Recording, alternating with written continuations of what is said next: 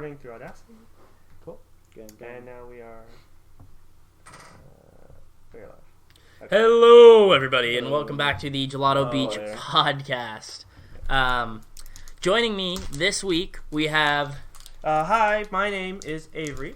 And... What's good? My name's Evan. And I am your host, I guess. Nathan. Sure, we're your hosts. We're hosts. I don't know, it's my basement. It's your basement, so he It's is the my host. basement, I get to be the host. My basement, I get to be the host. Before we start, I just want to let everyone hear this. Crisp. Ooh. Oh, that's cool. Monster. I like the smoke. That was intense. I told you. It's like a fun. Alright, continue, host? Yeah, okay. Thanks. So, before we get into our big thing for the night, like usual, let's talk this week in esports. Shmee-sports? Shmee-sports. Esports. Anything happening? Anything going on? Well, I wanted gaming to in talk general, about, too. what happened with, Japan and us. So, right now, we keep talking about, I don't know about last podcast because I wasn't here. But the time before that, we were discussing, hey, what happened in esports? And it was kind of nothing, and same thing this week because esports aren't really happening because a lot of the times esports are more of a, in-person thing, especially for the FGC. I can't talk as much about League. Maybe I should do some, research for next time about, what the League scene is doing right now because League has a lot better online, Yeah. So they can keep doing their tournaments, and it's not a big deal. They used to meet up in person to do their tournaments, but I see no reason why they couldn't still do them offline. But for the FGC, any fighting game related thing, there's just no FGC basically right now. Yeah, well, they can't meet. There is one thing that I heard about this. I don't know the details of it, but apparently NetherRealm Studios, who make Mortal Kombat and Killer Instinct. Do they do Killer Instinct? I think it's a different company actually. But NetherRealm, who does Mortal Kombat, they wanted to do an official tournament so badly that they got all these pro players, these top ranked players, got them hotel rooms for 2 weeks. They stayed in the hotels for 2 weeks straight, and then did the tournament after they finished quarantining in the hotel in person in the venue with no other audience members or anything there. But they actually made a tourney happen. Wow, that way. Is wild. That's dedication that's really cool. to wanting to play Mortal Kombat. That's really cool. Developers actually giving a shit about their games. Because Nintendo would not even think about doing anything like that. But that's really cool. And speaking of being COVID safe, Japan actually has been resuming tournaments from what I've heard. Obviously, I don't live there, so I'm not part of their scene. But from what I've seen online, I've seen posts on Instagram, and I've seen some VODs off YouTube of Japanese tournaments starting up, some Tekken and some Street Fighter. So that's really cool. Because Japan handled this much better than us, honestly. Pretty reasonably. Yeah, so. I mean, as far as I know the Smash scene's still totally alive and well in Japan, particularly because Larry Lair, who is a pretty well-known player here in the U.S., he's doing daily uploads on YouTube, of course, like a lot of Smash players these days. Hey, what else is there? But a lot of his videos cover the Japan meta and Japan tournaments. For instance, Zachary, who is a hugely strong player in the scene, he's just doing very, very well in in-person Japanese tournaments. Really? Yeah, no, really, really well from what I've seen. So I remember he did pretty decently, in America. He played MK in Grands a couple of times, I think. Right, but he just never, I never really heard of him winning a whole lot. I know he was, a really good player, I'd say, top 20, but never quite, Samsora, MKLA, anything like that. But that's cool that he's going really good in Japan. Hey, at least they're having tournaments. It's also really interesting how the Japanese meta compares to, the U.S. in that, how do I say this? Characters that are not super viable according to our, last in-person tier list patch are actually doing really, really incredibly well over there. For instance, Mii Brawler is considered a top tier. Min Min is considered really good. She's dominating tournaments over there. In the U.S., we don't even care about Min Min. Nobody cares about Min Min even a little bit. Everyone here, except for Esam, maybe mid tier. In Japan, they love that character. Same thing with Lucario. Here, we didn't even think twice about Lucario, but in Japan, people love that character. That character is SS tier to them. I can't they imagine. play that character all day, every day. That's the there was a study done at like super majors, which are basically like really big tournaments for Smash. I feel like we might want to like describe some terms for people who are listening who might not have the same background that we do. So anyway, super majors, large tournaments. I did like a study of just the entrance characters, and so in the U.S. I know at least Pokemon Trainer is like the most commonly entered as character. Yeah, so like the most people, because like it is a very appealing character. Pokemon obviously is like a really huge popular IP. It's the biggest in the entire world. In the world, exactly. Quite literally. And it's the most like versatile character of all the Pokemons. So I see why. But in Japan, a lot of people playing Lucario. Really? Yeah. It's just so strange to me. I can't imagine. I'm not sure if if it outshines the Pokemon Trainer, but I know it gets close because I just know that they just really Lucario. Like they just love their comeback mechanics, I guess. I don't know. Yeah.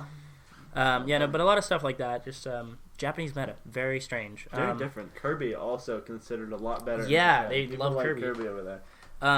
I've heard a lot that not even necessarily just Japan specific, but a lot of people saying that Sephiroth, who hasn't had a chance to shine at all in like an in-person scene, people are saying that him and Min Min are going to be like the two most annoying characters in the franchise to fight eventually. It is kind of crazy that we haven't had a tournament in the U.S.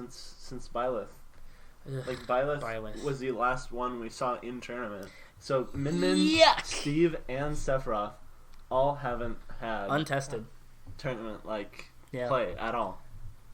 Yeah. So for now we'll just see Ness and Sonic online dominating. True. Until we US figures out how to handle COVID. Listen, I like Ness, but a lot of people play him.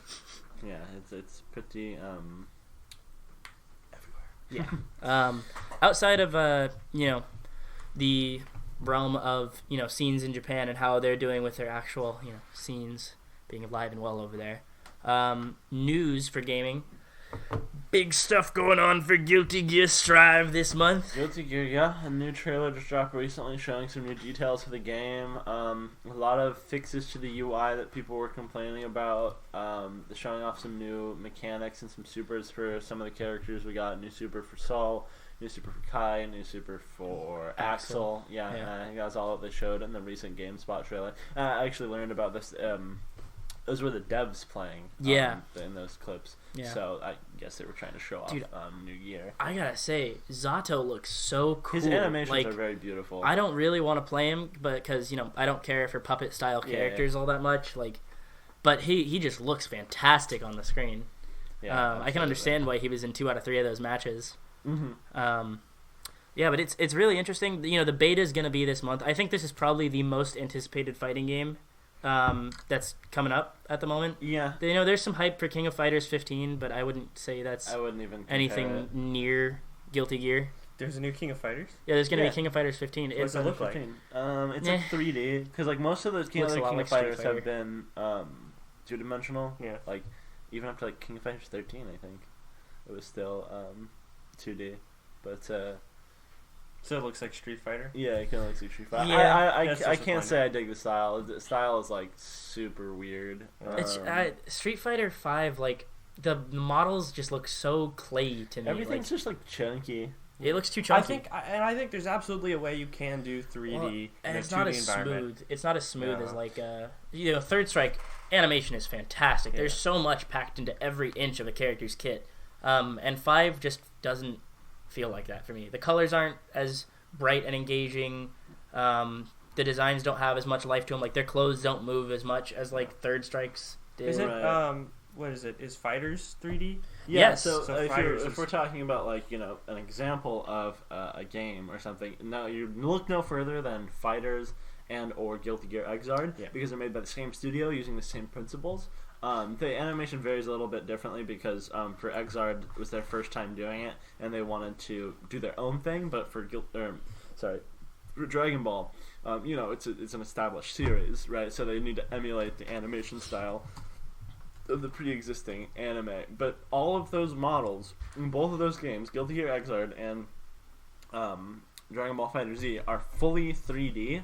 in a 2D environment, and if you just showed it to someone without telling them, it would be like if you asked them like 2D or 3D. I had to ask. Like Yeah. you absolutely would not be able to tell because they implement like a lot of 2D animation techniques on 3D. They use squash and stretch really extensively. Yeah, they like blur the 3D models, which is like really hard to do because particularly there's I've looked into this a lot, being an animation major. The way that they did this with the camera only ever moves the way they want it to. There is never like any move that has a free camera where there's any chance of seeing the model from a not prepped angle. And the reason for that is that they meticulously planned out every single possible angle and every single possible like shadow and bit of shading on the model for everything. Like for instance, one of my favorite examples is Teen Gohan's Level 3 Super, right? I'm sure you guys know the one where it like does the panning shot around him and his hand gets really, really big for the perspective before he does the big Kamehameha. They hand did every shadow on the model for that, and when he brings his hand back, they actually break the model and his hand just gets absolutely gargantuan. If you turn the camera settings off to like track it for the super, his hand's just like bigger than him. But it works because that's a 2D animation principle for perspective. Yeah. And I think it's just crazy. It's really cool. That's cool. What they did. Yeah, and then I remember in Guilty Gear Xrd, each character has their own animation, and it's all cell shaded. But it is it's not like a pre-existing system. They built their cell shading system from the ground up to be compatible with Xrd. And it's very interesting because the characters don't react to the lighting in their stages, but that is actually like how traditional animation techniques work. Like if you look at old animes, like each character would be lit independent of their environment, because like a lot of animation studios are they're like underpaid and they have to like pump out a lot of like frames and like episodes a week, right. So and they cut like corners everywhere. It's the cell style of animation where you draw the background in one cell and then you do all your animation on a clear cell on top of that. Exactly. And so the background was one group of people like painting that, and then the actual animation that went on top of it, they're like, well, this is loosely, the lighting in there, and they're like, okay. And then they just do their own thing with the shadows. And it's like in Scooby-Doo when there's the lockers and it's the one locker. And they're like, I wonder which locker the animators drew for us to open. The bad guy's hiding in one of these lockers here. Right, and one is like a lighter shade and it's like slightly bigger. Obviously drawn. Yeah, or like when you see like a wall and then there's just like an outline in the wall, and you're like, I wonder what's gonna happen to that wall, and then like someone busts through it, and you're like, man, that's crazy how that worked. But yeah, I remember even watching a video about how some animators will like they'll hand off, like it'll be like the same, like they'll be drawing a character, right, like a fight scene or whatever. They're the line artists, and they pass it off to the person coloring and shading. So it's like it's not even the same people working on this single character, Right. So it's like, I'm gonna draw it like this, and like the next person has to interpret it differently. So there's a lot of imperfections, but what Guilty Gear Xrd does is they intentionally incorporate those imperfections, because like you ask a computer, right? Like you make a model and you like have it in like a prep pose, and then you have it in like a striking pose or whatever. Right. And if you ask a computer to smooth between those frames, it can like animate that. But they have to manually chop it up so that it's animated on 2s in like 24 frames per second instead of 60. Right. Like it's a lot like how they fighting game. Yeah, it's a lot like how Sony animated Into the Spider-Verse, where rather than letting the animation be smoothed out like that, like in every other major 3D picture that's been made recently. Right. They manually chopped it up in 2s like that, so that way they did. Actually, I think they might have even done 1s for certain spots. Spider-Verse has a very particular. They did it particularly because they wanted the poses of like when he's swinging and he like hits that airtime in the middle and he's all in that super dynamic pose. They wanted that image to stick more than just be part of the fluid motion. Mm-hmm. So they purposefully gave that a much lower frame rate. Well, you talked about Scroll Girls doing their animation, how they started off. There's like 2,000 drawings per character's moveset. Yeah. It's ridiculous, dude. Yeah. But, I mean, that's like, actual 2D animation. That's true. Versus, that's actual 2D. I imagine Into the Spider-Verse is 3D animation. Yeah, Spider-Verse is 3D. Where they went back and, much like the development of Guilty Gear, actually, now that I'm thinking about it, there's a lot of similarities to how they animated that.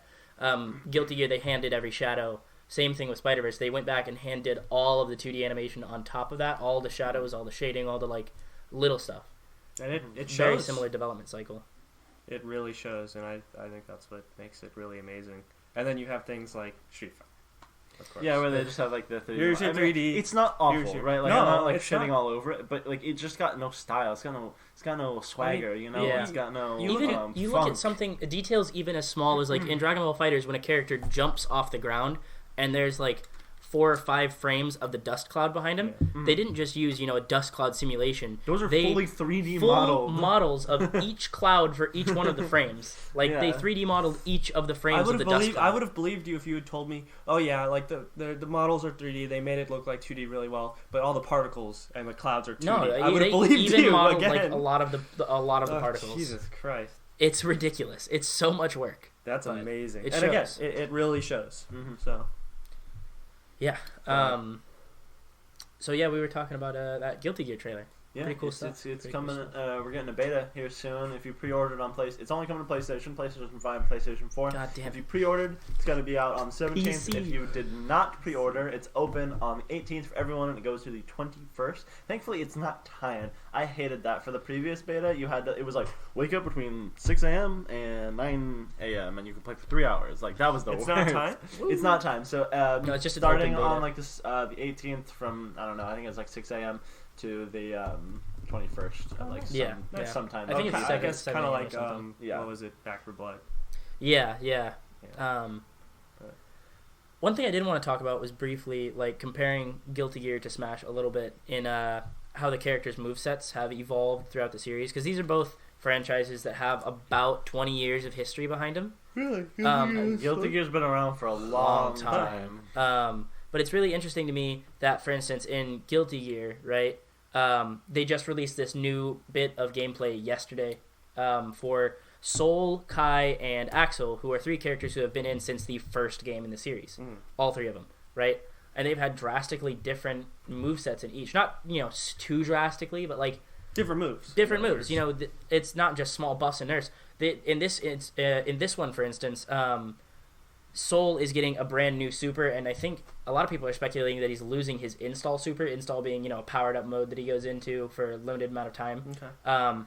There might be changing it so that his install is just like a part of the animation of this new command grab super that he gets. While Kai, for instance, who's never had an install, not in any of the games, has always just had a solid game plan, he now gets an install called the same type of thing, like a dragon install. Everyone's saying he stole it. He stole it. He gets that at low health now. Right. And even Axel, who is a time traveler, that's his gimmick on the roster.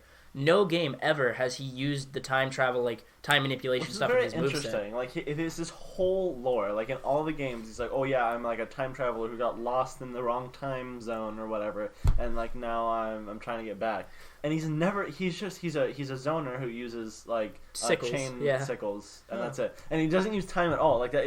But in this one, this one, they're giving him a super. I think it looks like an install to me. The way it looks is he activates it, and if he hits you within the time that the super is active, like he lands a hit, not blocks. You don't block a hit. Right. If he lands a hit, then you freeze, and he can do whatever he wants for a second. And it's really cool. It's like the JoJo like So time stop. So yeah, he does like the JoJo pose. It's kind of fun. But he like hits down, and then he'll be like, and then like time stops, and it's like a clock starts ticking down, cool. And then he can run up and hit him. Or whatever. But it's really cool to me that like, and he's used time manipulation in the story modes before, but now it's part of his moveset. Right. And I think it's really cool how these characters' movesets have changed from release to release to reflect. For this one, it's just the lore of this one game and how the story this, the story that. Sure. Actually, at the end of Exard, spoilers, Kai actually uses a dragon install, or like exactly. he uses like his dragon super or whatever. Yeah. But it's not reflected in Exard at all. So it's very cool that we're seeing it play off of the story of the previous game. Yeah, and like I think in Exard, there's a lot of focus on when Sol uses his dragon install. He's like, my body can't take it for as long as it used to. That's part of why it's a shorter time in Exard, I think, compared to previous titles, if I'm correct about that. I have no idea. And now, if it's the way people are talking about it, now he only uses it for like 3 seconds during that one super, possibly. We don't know for sure, of course. I just don't think that he's actually going to have the install and it's just going to be on a regular super. I think it's a command grab. I mean, that reflects the lore stuff. That's cool. I think that's an interesting thing because you're saying comparing that to Smash. It's Mario in some regards, same moves. But so Mario has had the same moves since. Well, that's not true though. Mario's changed just a little bit. Mario in 64. Oh, you're right. He got Cappy as a taunt. No, but I was gonna say in this one he got Cappy and he got the purple coins. What does that reflect? Like, it reflects stuff. It's it cool reflects detail, his new game, but it doesn't change his moveset. No, it doesn't like, change his moveset. I just think it's interesting that they incorporated the new stuff, which I like. I think that's a cool thing. It doesn't change his moveset so much. Don't like that so much. But I do like, okay, so in Smash 64, he has all his moveset. It's remained mostly the same, minus his down air. No, minus his. That was his down B. I think his down B. Excuse me. I think his down B in 64 was the spin. That's what we were talking about. Earlier. And so he got new down B and new side B in Melee, and they've stuck since. But for like DK, for instance, did he have Flood in Melee? I think so. That's on GameCube. What else for Melee? I don't think he had Flood. I think Flood was a brawl. Was it? I think so. Well, would he have just had Tornado again then? I think so. I am speculating because I don't know now for I'm sure. Gonna research but I've never seen an instance of Flood in Melee. Period. That's fair. Yeah, no, I'm pretty sure. I've watched a bunch of Melee. I don't think there's any Flood. And Cape was Melee. Was it Cape in Melee? Yeah, Cape was definitely in Melee because Emmanuel's talked. Emmanuel played a lot of Melee. 64 had no side B, and so that's why. Yeah. So Mario's changed a little bit, but then you look at someone like Yoshi. Yoshi has not changed at all. I mean, I don't know what else you would do, quite frankly, but he hasn't changed at all, period. Donkey Kong changed just a tiny bit. He lost his dash attack, changed. What was his dash attack previously? It was like in 64, Melee, Brawl, it was like a sliding kick, weird move. It was a weird move. Yeah, and Mario Tornado. Sorry. Mario Tornado was his down B, so in Melee. Yeah. And then in 4, he got the roll. Which is fine. The roll is cool. The roll is something from his original game. Other than that, does Donkey Kong have a single move? The roll was his only move. This is actually from 64. When he does that, that's from 64. Okay, so he's got 2 moves that are from his source material. That's it. But then you compare that to like Joker. Oh, kind of. The cargo grab is kind of like, okay, he's carrying like Pauline. Like, yeah, sure. That's cool. We'll give him that. But still. Right, and they've had opportunities because we got new games, and it's not like they were like, oh no, his moveset's perfect, like we can't change it. It's really out of, I would say it's more out of like laziness. It's like, well, we've already got a functioning moveset, why change it now? Sure. It's the legacy. Or like Ganondorf, in this. Like, yes, they changed his moveset.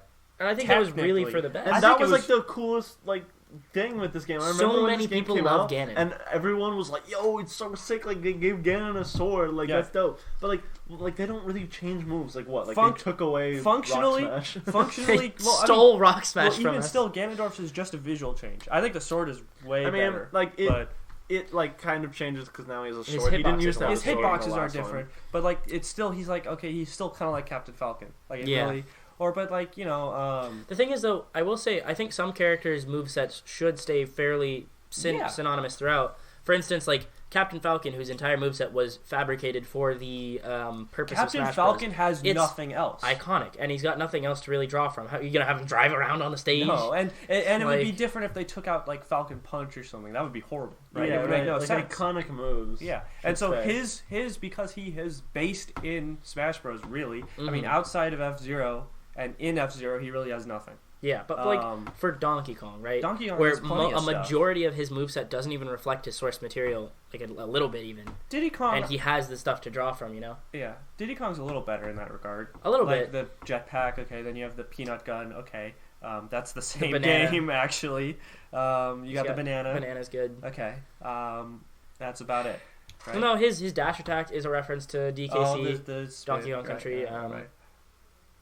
He's got some stuff. Yeah, I would like to see. I think Donkey Kong could be much cooler if instead of his like the down B smack. That's actually from Country. Is it? Isn't yeah. Okay. The monkey smack. Yeah. Monkey slam. You know what? In at least in Brawl, his super was the bongos. The bongos was kind of funny. Oh, but actually, this one's from it's from Donkey Kong Jungle Beat. Wait, the multi-punch? Yeah, the multi-punch. When you beat a boss, I don't know if it's explicitly I remember it from Donkey Kong Country on Wii, honestly. But that's also what it's in. It's in from Country on Wii, and it's in Tropical Freeze. I don't know if that's where they got it from, but it first showed up in Jungle Beat, where if you beat a boss, you just go. Mm-hmm. It's great.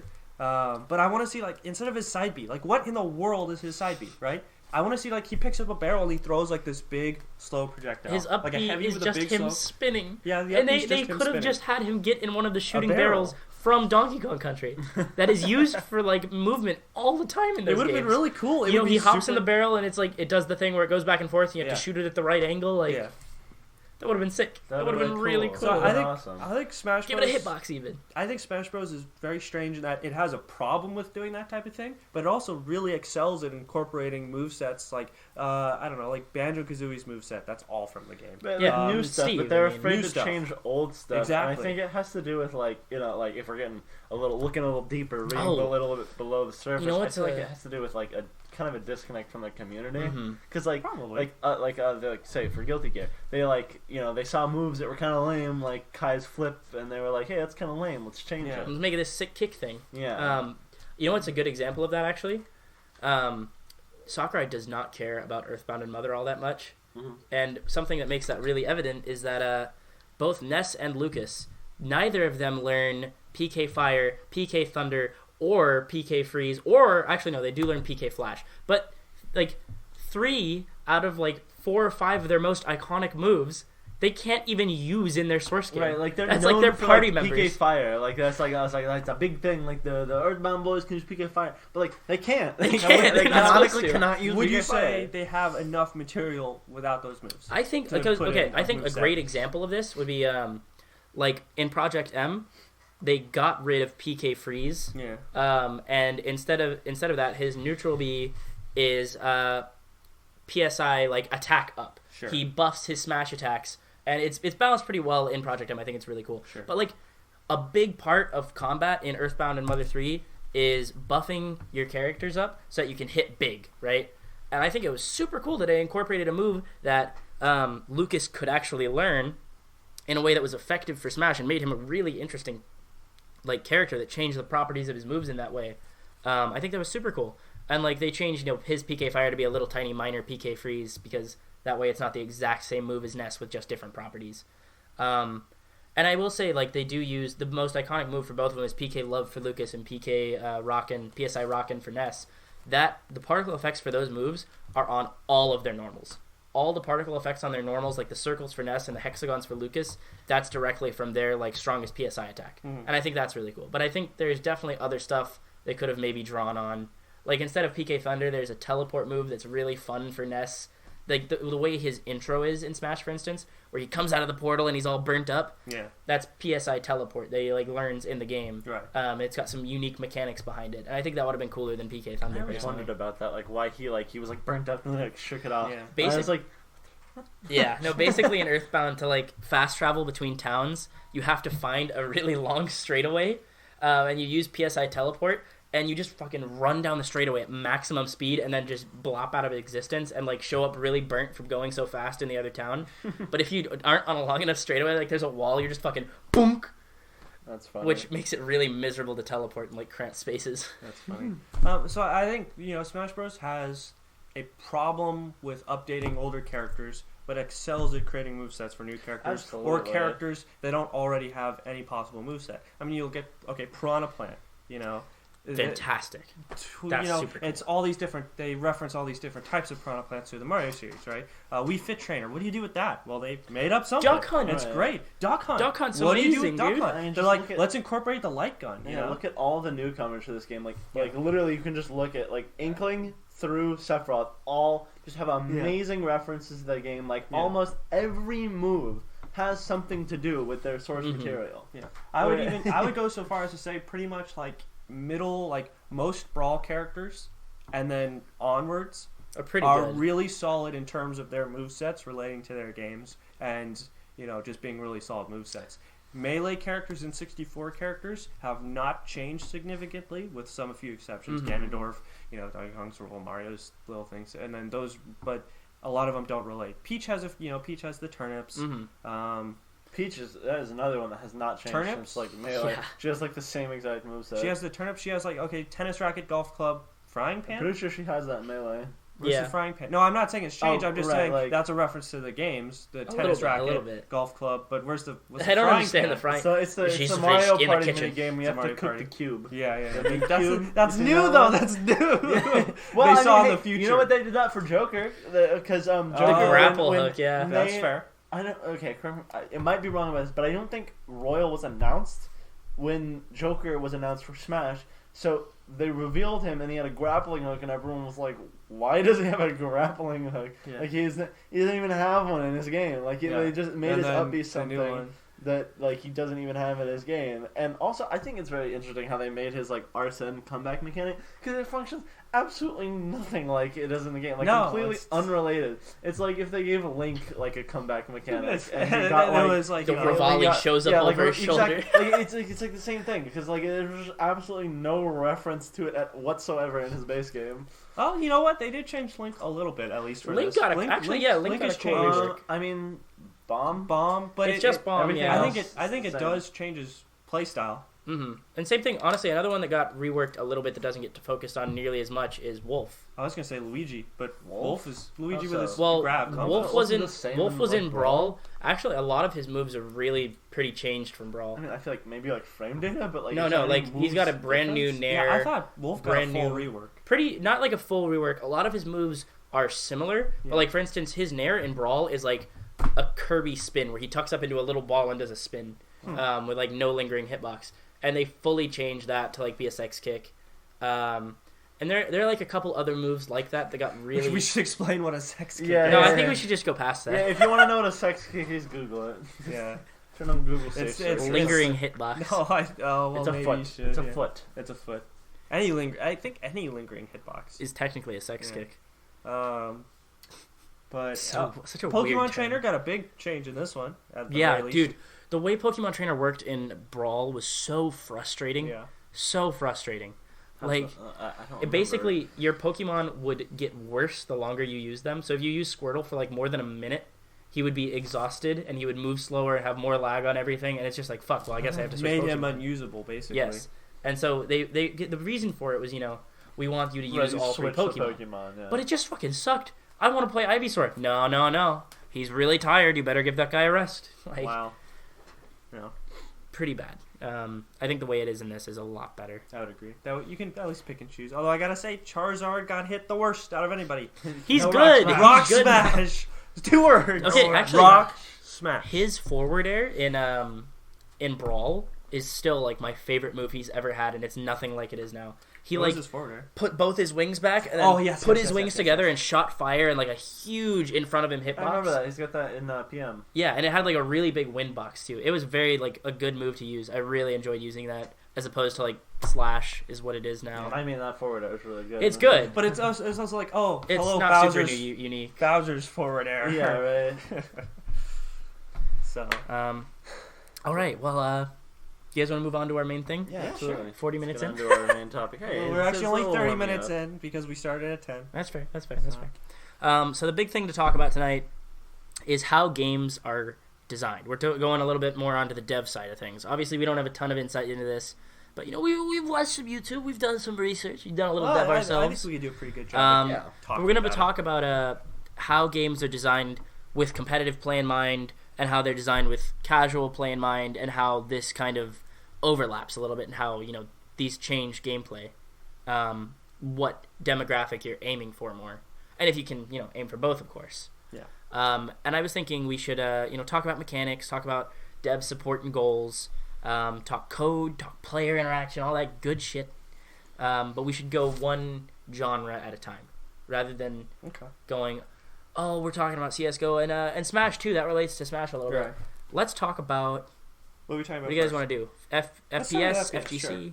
Yeah, FPS? Yeah, sure. Okay, so competitive FPS games. Why is CSGO a competitive game and TF2 isn't not? Really? Why? Well, and it is. I was talking. Why are there so many changes? How do we define what a competitive game is? For me, in this sense, I would think has tournaments. Right, like has a scene, right? Has a scene where people like show up to play like the game has they gather to play the game. Has it's a notable scene. Decently popular. You would be able to look up like something esports and you'd get it would be quite obvious to you that it'd be competitive. That would be what I would think. So that being said, yes, Team Fortress does have some competitive stuff. However, it's not truly competitive, I would say. Well, you mentioned earlier that for the competitive scene in TF2, they remove a lot of the game's normal mechanics. And so I would wonder why that is. I would say the difference is Team Fortress 2 is obviously designed as a more casual game. Counter-Strike is designed as a competitive game. I mean, it's just in the game design. To make in competitive TF2, when you play the competitive game mode, they take out random crits. That doesn't happen. I know. Random crits right? are fair and balanced. Say it I with think me. they're fun. I think they're funny. They're funny. And I think they're great. But so they take out. I am not too sure. I'll have to do a little more research on it. But I think there might be fixed bullet spread, and I think there also might be like fixed damage fall off. So they just take out everything that's even remotely RNG. Yeah, absolutely. And so I think that is Smash players would love it. Right. I think that's one of the things though that competitive can have a little RNG. I think that's one of the things that really does determine building a game, at least for a competitive aspect versus a casual aspect, is to what degree does RNG influence this game? I'm wondering, is the more official side of TF2 competitive scene, is that Valve official? Did they make the competitive mode and change those mechanics? Yes. Okay, it's Valve, not like a community. It is Valve. Made that. You have two options on the main menu. You can do casual and competitive. So it's right there. Competitive, it's like Overwatch competitive where you get all the, there's the ranks, you gotta do the matchmaking, all that fun stuff. It's teams of 6 exclusively. There's really oftentimes strict metas, you got one demo, one medic, one scout, one heavy, one soldier, and I think someone else can kind of... You mean we can't all go spy and be their entire team? But except people were doing, all of a sudden, people were going all scouts and winning. Because they would just go and cap really fast. Anyway, but that's so. But it is official. And build that sentry. Die, all of you. But notice CS:GO. What subhuman? What subhuman build a mini sentry in the water? But notice CS:GO. I mean, I can't really think of any RNG mechanics off the top of my head. Maybe damage is done in some RNG way that I don't know about. I don't think so. But I think it's all really, it's. And weapon spread, like the AK. Yeah. Every time you shoot the full, if you hold down mouse 1 and don't move it, it will look the same every single time. Yeah. So you can practice it, and I think that's that. That speaks to the kind of ideology behind competitive games, that you want something that you can consistently practice, so you can't blame randomness. No, something out of your control. I think that is the difference. I think there are in some competitive games, there absolutely are RNG elements, and I don't think that's a bad thing. I just think typically games that are displayed in esports oftentimes have little to no RNG mechanics, and I think it's particularly to showcase skill over anything else. I think CS:GO does that, where it's it all comes down gunfight, player skill. I mean, obviously situation and location, but that's all still player skill. All still player skill. You're not going to get a random crit.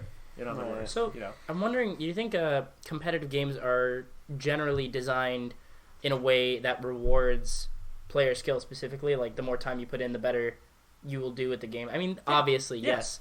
But what specific goals attribute to that? You think what specific mechanical decisions? Oh, obviously we're talking. I think generally, RNG is going to be frowned upon in a competitive environment. I would think stuff just if you play the game, then you get better at it. I think that.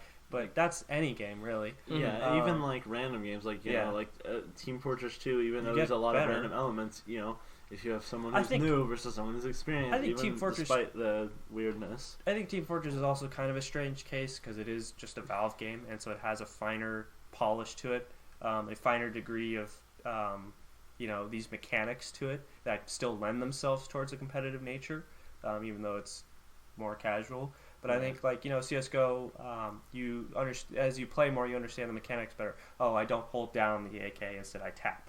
I tap with the AK. Yeah. You understand maps, and you understand where people will go to specifically. You kind of understand the mindset of the game, where I'd say that's kind of a difference in CSGO, I guess, is somewhat predictable, really. You can say, oh, I know someone's going to be behind that wall, I'm going to shoot that wall. Whereas in Team Fortress, it's kind of like, I don't know, they're just running around. Yeah, it seems a lot more like kind of playing it by the seat of your pants almost. Yes, and pretty much. Whereas I think CSGO is a lot more calculated. Yes. And so because of that, I think as you play more, you understand that. And you learn everything that goes into those calculations. Now, would you say that CSGO is like the most competitive, FPS? That I can think of, yes. Yes, that's absolutely. I don't think anything really gets close to it. That's the only one I can think of. Like, I'm wondering, like, specific mechanics, you know? Sorry to, like, just be going on about this. But, I like, think for instance, important. Call of Duty does not have a real competitive scene to it. Despite having refined, gunfighting. Like, it used to be really big, like, back in, like, I would say like the mid 2000s to like late 2000s. But was that just because like, it was all the?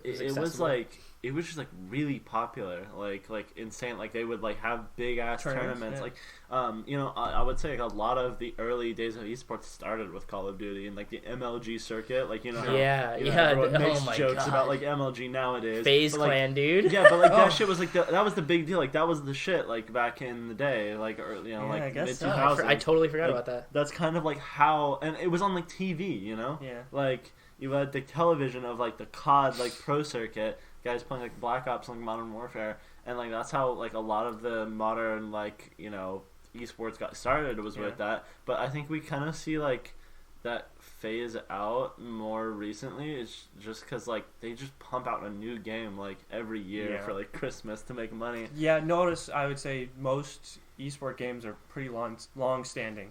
Valorant came and kind of went. And that was a new thing, but it was People already still play it. But obviously, it's like if you want to like go pro in something. Yeah, but it was all. But the thing is with that one too is it's based in something else already. That was already familiar to CS:GO pros. Mm-hmm. Whereas and it was from a wildly popular company. Yeah, already big. League of Legends, versus something like CS:GO, Counter-Strike already has been around for a long time. Then CS:GO, but then Call of Duty.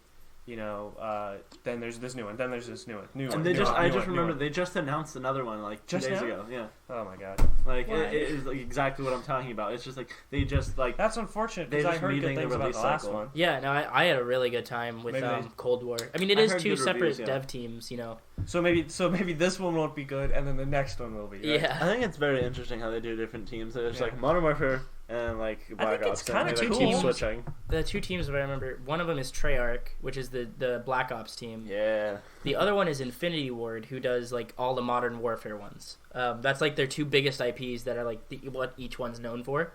But honestly, a Call of Duty game feels like a Call of Duty game. Like they're completely comparable, and I'm not sure how that works, being that they're two completely separate development teams. But you play a Call of Duty game, and you're like, all right, I get shot with 3 bullets and I die, and I can run kind of fast and do the dolphin dive, and aim down sights feels better than hip fire, which feels really random. And these general Call of Duty things that are just consistent throughout a series that is developed by two completely separate teams independently from one another. Yeah, kind of interesting. I mean, I would imagine they have some. Is it completely independent, or do they have some degree? of communication? I'm sure there's communication. There's probably a strict There's probably some middleman that's saying, okay, it has to feel this way. Right. They probably have like quality checkers. Yeah. No, sure. I would imagine. But that being said, I was just thinking. So, name off some what are FPS esports games we can think of? I can't think of many. I mean, I know that Valorant was running Yeah, I know it has a pretty popular pro scene, but Halo was big for a while. Like back in Halo 3, Halo 3 was Halo. Huge. It was the FPS esport for that a was long on time. MLG too. Same thing I'm talking about with COD. They always ran. But Halo. you notice that a lot of modern Halos don't. From what modern? Halo? Yeah, exactly. But Reach 4, 5, none of them really had nearly the competitive scene that 3 did. Well, let's say right now, I can't think of any esports really other than CS:GO and Valorant. Those are the only League, obviously. Well, would you guys count Battle Royale?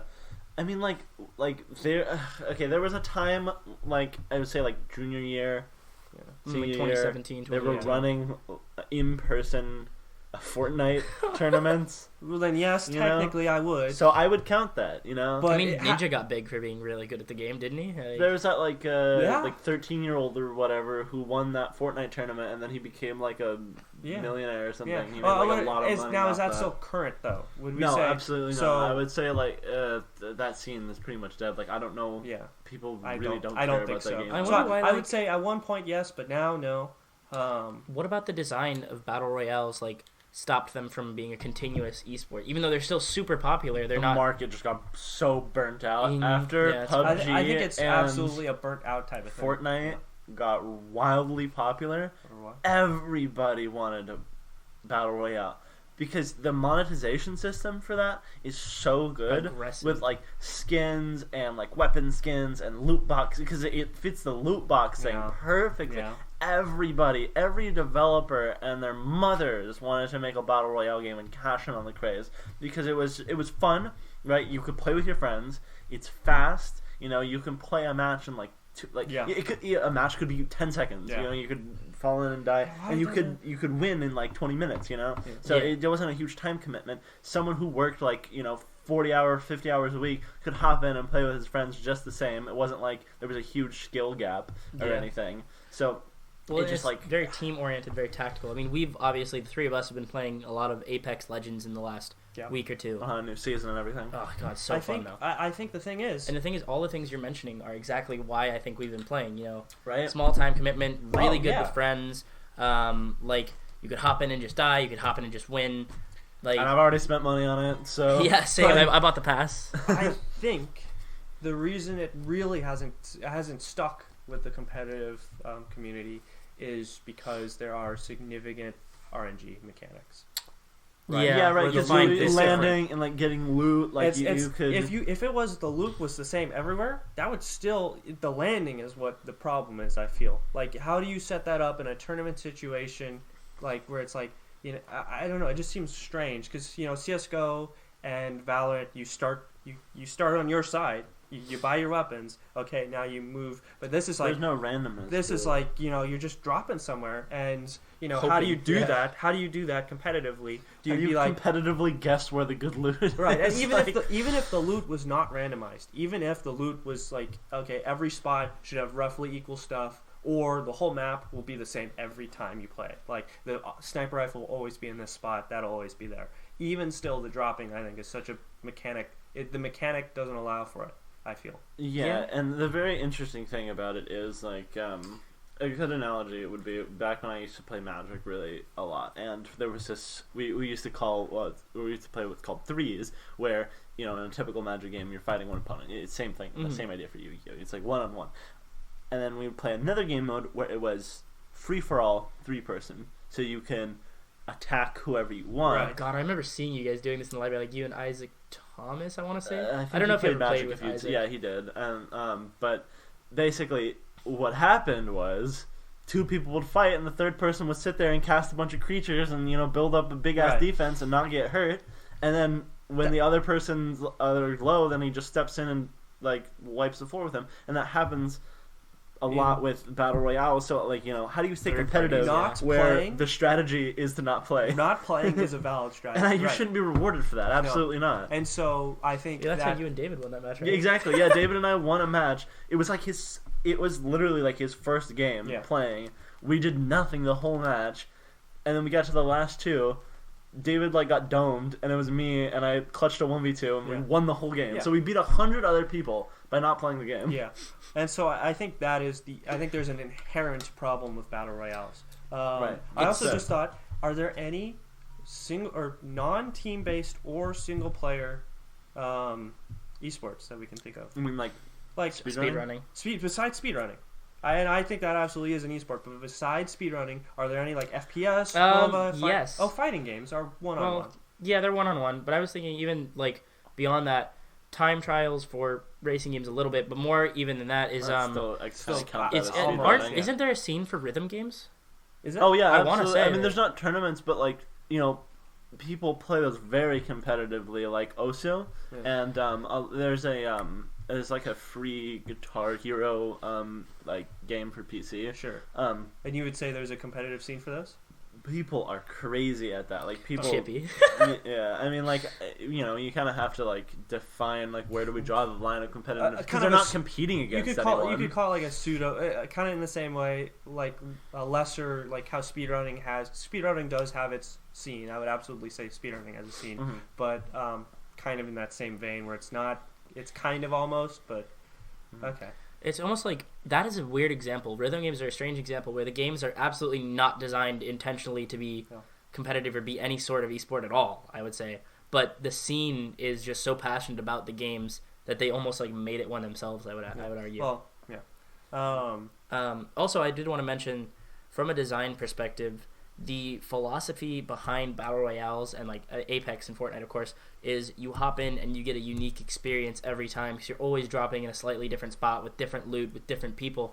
That philosophy is to make things interesting every time, but at the same time, making things that interesting and unique every single time you hop into a game takes away from the consistency that we were talking about being really vital to a competitive game. It's RNG. That's what it is. It just doesn't support. I just think from a design competitive environment. Absolutely. Designing that around that mechanic just doesn't work. Takes and that's it away. why, again, CS:GO, why it's popular is because you can play it and you can be like, I know this guy's going to go here because that's what everyone does, and I'm going to wait for that to happen. And he goes there and you snipe him. Well, then there's the mind games. And then you play the mind games, and that's where the competitive scene comes from. Right, and it's awesome. Purely skill-based. It's all skill-based, right? Footsies.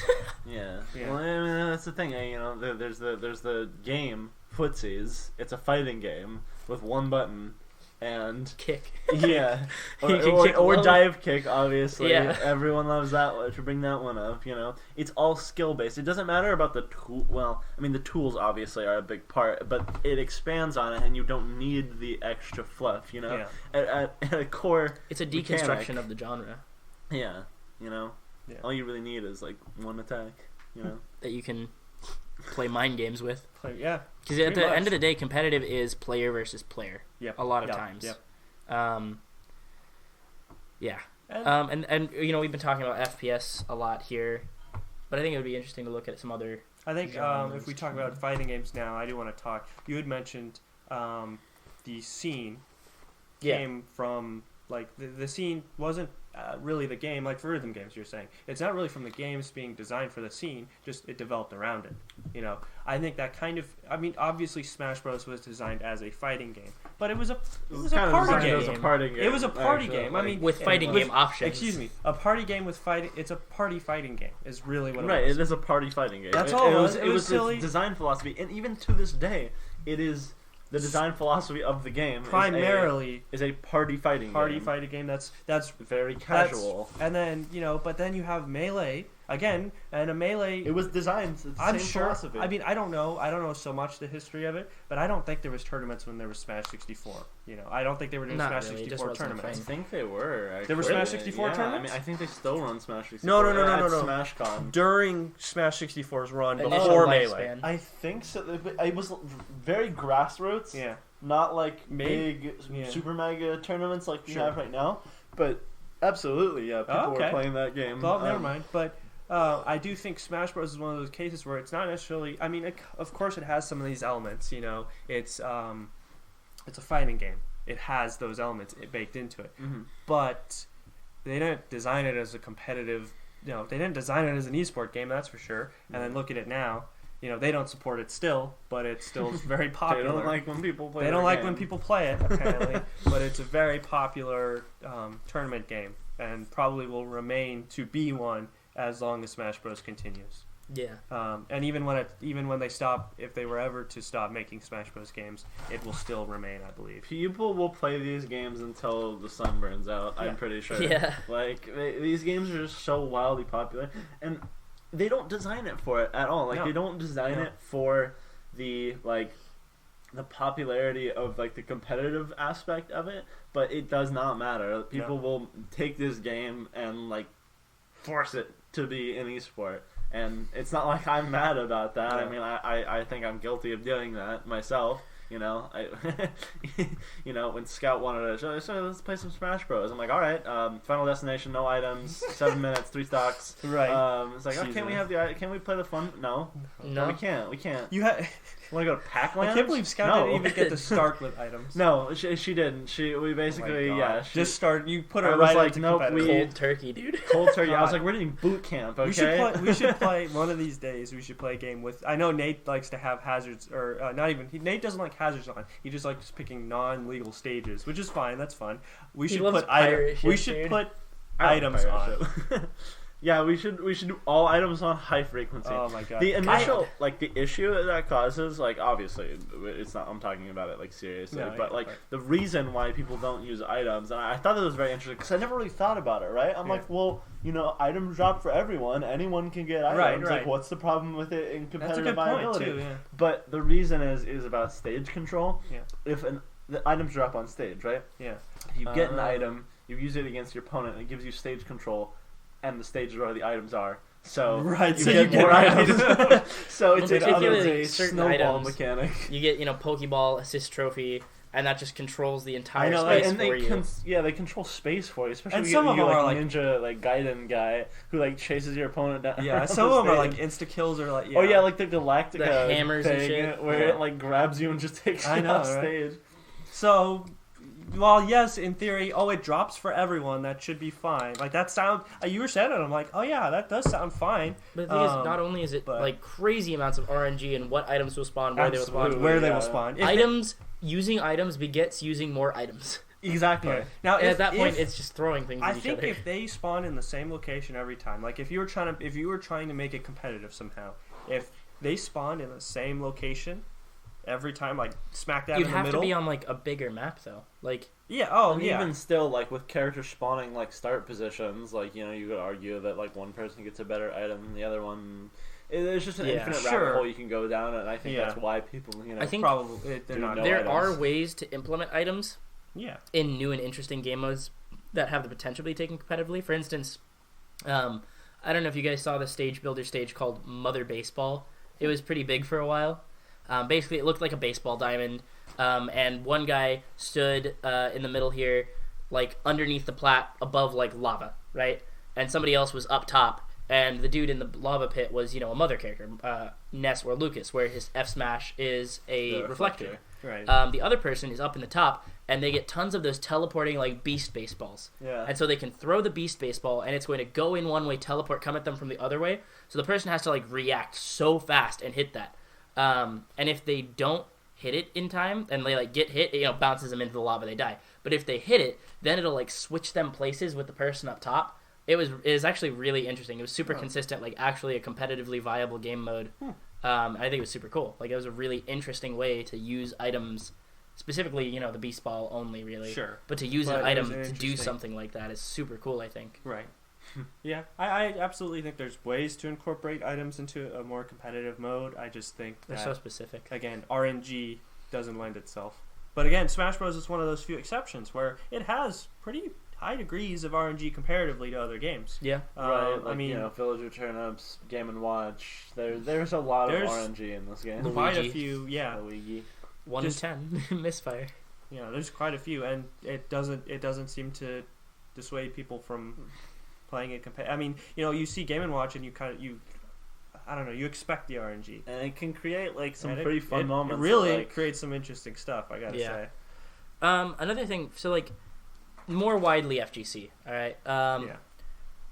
Why are certain fighting games taken a lot more competitively than others? For instance, obviously Smash isn't taken as competitively seriously a lot of as... FGC boomers will be like, oh, it's a party game.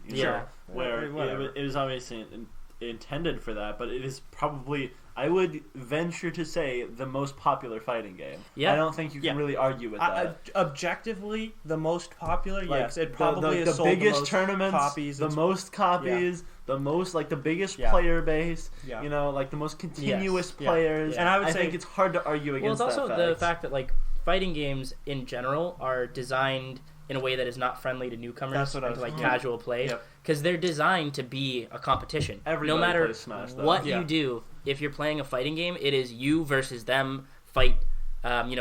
You look at a fighting game, two guys are hitting each other and the health bars are going down. You know what's going on instantly. We talked about that a little bit last time. Right, fighting games lend themselves to spectators. To spectators in if you're watching League, you've got no fucking idea what's going on. I absolutely like one time I'll pull up some tournament footage for you guys for League of Legends, and as absolute just gobbledygook. Like there is nothing on screen that will make any goddamn sense unless you have at least 100 hours in that game. And that is like if you have 100 hours, that's like bare minimum knowledge, right? Like if you pull up some Smash footage for like a hobo, and then it's like check this shit out.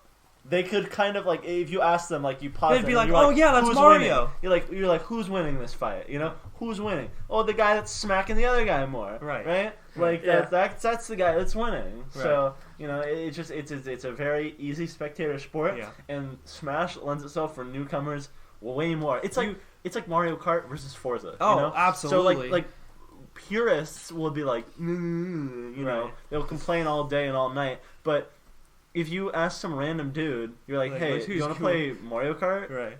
Yeah, sure. Yeah, like, or you want to play everyone Forza? likes to play sorry, what's that? What's a Forza? Yeah. But like, and I think Smash Bros. You know, it's designed casually primarily, and you already have this basis.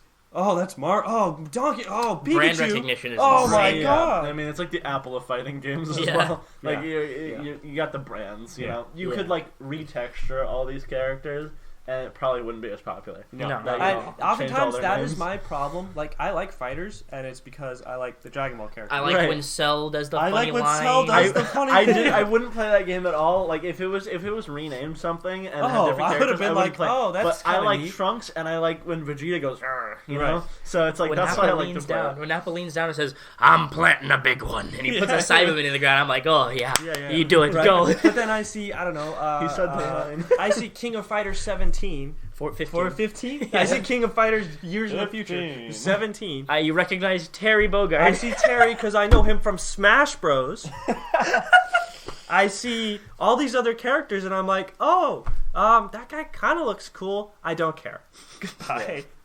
And that's for me. That's oftentimes what it is. The thing is, it's a barrier to entry to like have to learn about these characters and about what they do. You could also say that about any new game. Well, I mean, for the longest time, I would say even before we were really into Smash Ultimate, we looked at the roster and I was like, Ness, I like him, and then we looked at like Ike. They're like, who the fuck is this guy? Right. Why is he on the roster? Like, who cares? Get him out of here. I mean, that's kind of just because like Fire Emblem. Well, yeah, it's a Japanese series. It's not an American server. It's not you know who Pikmin is. You know Pikmin. I know Olimar. You know who Pikmin is. I know who Olimar is. But I didn't. Case in point. In Brawl, I hated Olimar. I was like, who is this little dumb man? Get him out of here. The only reason I picked up my first game was Smash Brothers Brawl. And the only reason I played that game is because that's how Link was in it, and I loved Link. Right. And I was like, Link is in this fucking game, and I can beat people up as Link. This is the shit. Right. So I probably wouldn't care. My mom saw it in a GameStop magazine, and she was like, "Oh, Pikachu, Mario, this is the one." That's how we got Brawl on Christmas morning. That's how I got Brawl. Right? That's the trick. That's why Smash Bros is so popular. I mean, it is. You have all these characters. I probably wouldn't care about it if it weren't for these characters. Yeah. And because these characters are in it, I care for it so much. Mm-hmm. And then the mechanics behind it are obviously great. But it's just that's how. I mean, again, King of Fighters or any other fighting game out there, really. I mean, I've come to like Third Strike. Yeah, quite a lot. Third Strike's nice. It is interesting to talk about. Sorry to go back off track a little bit, but yes, on track. But back to the main thing: how games are designed to be competitive versus non-competitive. Sure.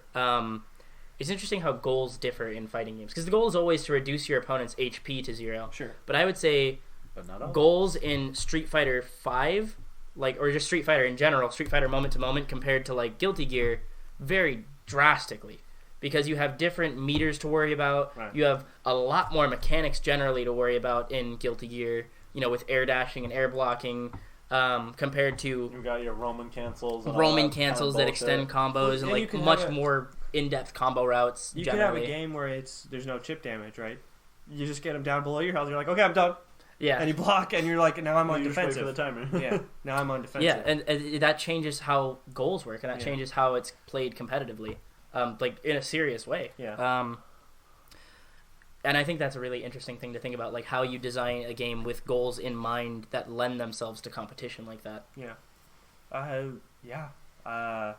I don't know. And Smash Bros. Is totally different too. You're not trying to get somebody because low you said health. like most fighting games, like you're trying to get some low health. In Smash, it's not like that at all. You know, that's not your objective. If you kill people at 0, if you could, that's even live better. forever at 300%. You know, Yeah. You're not blocking low because you think footsies are coming at you. You're just blocking. You press the block button. Yeah, or you you're getting out of there. Everything. You run away. Yeah, or that's the thing in Smash. It's Ledge honestly salt. a better strategy to like shielding is a last ditch effort to like reduce like hits when you're in a pinch. Usually you just walk away from the like attack because of how much of an emphasis the game puts on movement. Really free. You just movement. move. Yeah. It's You designed get out of there. The goal to like get good in Smash is to learn how to move effectively and like in all situations. Yeah. Whereas in a fighting game, it's how to trick your opponent into blocking high when you throw low so that you can open them up for a combo. Right, like in traditional fighting games, people talk about mix-ups all the time. It's like a high-low mix-up, or I'm crossover, gonna grab him, a crossover, or I'm gonna do like a cross-up, or I'm gonna like tick throw him or something, and then he has to like reaction check or something. In Smash, I don't think I've ever heard the word like cross-up or like mix-up. Or like take throw. I've heard schmicks. I've heard yeah. Well, schmicks is just like when you're like because there are hard ass reads. You make guesses. Yeah, but it's a lot of it has to do with text. Yeah, and a lot of it is like, oh, he's gonna do this, and then he doesn't do that. He does something else crazy instead. I'm noticing that he's air dodging every time I grab him and up throw him. So this time I'm gonna up throw him, and instead of jumping and up airing immediately, I'm gonna wait for that air dodge, and then I'm gonna like delay jump up and hit him with something even bigger. Yeah. But it's not a huge emphasis on that, really, on the mix-up. Not at an average level, and not like especially. Yeah. Definitely. But once you get to like the really high levels, noticing player habits is like a huge part of Smash. Like noticing how they react to certain like stimulus, I guess. Like Dude, have you watched Mars break down his Genesis 7 set with Leo? It was very interesting because he was like, I noticed that Leo likes to do he noticed that the best player in the entire world. He's like, oh yeah, he likes to like tech right, so I just went to where he teched right and then I killed him. And it's like, wow, like. Yeah. Like that's crazy. Now like, here you'll notice I dropped to the platform and did my Zaire to like tell him that I'm covering this space so that the next time I'm on the platform he thinks I'm going to do this so that way I can jump over and do this instead. And it kind of like breaks it down. That's pretty crazy. It's like man, like that you were thinking that much? You weren't just running around with Zero Suit and pressing the hit button? Right. You were thinking? Man. You mean I can't just stand there and short hop PK fire? Wow. Can I throw my things at them? And I just kind of guessed the buttons. I don't know. This one's A? Yeah, honestly. Yeah, that's... And, we've talked about FPS and FGC, which is very directly competitive. Yeah. I think next we should move on a little bit to MOBAs and, what the goal is designing that for competition. Yeah, and obviously you're the resident of everyone here, I think I chat. probably definitely have the experience. Like, how does... here. Does RNG influence League of Legends in any capacity? It really doesn't. Besides like players doing random things. So like, there's that doesn't count. There's a thing they tried to mess with this a little bit, and a lot of characters don't even have to deal with this. But there is in League of Legends you have a crit chance. So random crits. You have a crit chance, yes, and so. In casual, it makes for a lot more interesting moments than it does in competitive. But like, is it more prevalent in casual than it is in competitive? Well, it's kind of just like expected mitigation of crit chance in competitive play. Sure. But like in casual play, for example, a couple seasons ago, they changed how the runes worked. But before they did that, you could change your runes up so that when you started the game, you had a 1% crit chance. And that created like some of the funniest moments ever where you're in a fight. And keep in mind, in this game, crits do like 150 damage, or like 150% more damage. Okay. So it's like, it's pretty fast. Right. Like, it's significant. I think it's actually more than that. I think it's like 200. Anyways, I haven't played in a long time, but it is fat. Like if you hit a crit, you do way more damage. It's a huge difference. It can literally single-handedly win you fights. Sure. Just because you crit. And what is the normal crit rate as opposed to 1? Well, everyone starts with 0. So everyone starts with 0. So nobody can get just like a random crit rate. You have to buy items with crit rate on them. And how often does it increase? Like, is it in intervals of 1% or is it much greater than that? So for example, like a majority of characters won't buy crit chance. Right. You want a champion that benefits from buying crit chance. Sure. Before you do that. So like if I'm playing a mage, right, and my goal is to like throw spells at people. Yeah. I don't benefit from that because crit chance specifically works on your auto attacks. Right. It's like, say that there was a character in Smash, it wouldn't trigger on your B moves, but it only activate on your A moves. Right. If your character's and so if you never use it, moves, right, then you why don't would want you? to PK fire spamming little man. Right. You wouldn't want to do crit chance. It's like the same thing. Simon Belmont does So not let's say want it. there's a character who benefits from crit chance. What would their average crit rate be? Well, they start the game at 0. Everyone starts the game at 0. And then you have to buy items, and depending on the items you buy, certain items will give you crit chance. Right. So you will buy an item, and the sole purpose of that item, for example, there's an item called Cloak of Quickness, I think, and it gives you 25% crit chance, straight up, and it 25. Gives you nothing else. It's just that. And that's you pretty spend big. money, and now you have a 25% chance to deal critical damage. Yeah. And it's only on your other critical effects only take effect on like basic attacks. Sure. Like just to simplify, it's like A moves in Smash. Right. Basically. It's like you right click and you attack. Right. And there's obviously exceptions to the rule. Like certain abilities will play into crit chance, and that's what makes a champion work better with it. But the goal for a lot of the times for a lot of these crit based champions is to get 100% crit to reduce the RNG of it. So you have to buy items to get your crit chance up How to many 100%. items would that be? Well, you can only hold 6 items, and a lot of the mind games of, or I wouldn't say it's mind games, but it's like the tough choices that you have to make. Do I want to buy lifesteal so I can heal myself while I'm attacking, or do I want to sell that, or because that'll leave me 75% crit, so I might not be dealing as much damage, so I could sell that and then I could get crit, and it's just it opens up a lot of routes for gameplay. Little decisions. A lot of the time it has to revolve around the team that you're playing against and the characters they chose and the items they're building. Yeah. So there is a lot of mental aspects. Crazy amounts of nuance, it sounds like. And in other words, really, the RNG of critical hits really boils down to everyone starts at 0, and then whoever does it is going to be predictable. You can say, I expect them to get a crit. Right, like a mage isn't going to randomly crit you. It's only someone who's building crit is going to crit you. And so, in other words, it's not really random. You can still predict it. It's pretty predictable. I mean, obviously, you have to be careful because it could happen at any time around them. You're not I can't predict when it's going to happen. But you see them, and you're like, he has crit chance. This guy doesn't. Be careful around him. In other words. Exactly. Gotcha. So it's the way it is. It's controlled RNG, which sounds weird, but it makes sense in a competitive aspect because especially you have to it is a choice that you are making, and it has to do with skill. Especially since everybody starts with 0, and then as opposed to Team Fortress 2, where everyone has the flat, has a random chance. Except engineer with melee. He has 100% crit rate. I swear, I know.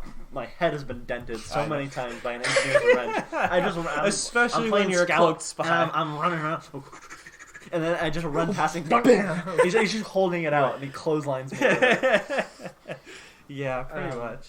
I'm wondering though, because you put a lot of time into League, how do your 1,000, 2,000 hours probably. Nice. During a match, how do your goals differ? At the beginning of the match versus mid-match versus end game. What is your goal? Lot of things to talk about regarding that subject. Okay. Even different regions play differently. So Koreans play for early game versus Americans play for late game.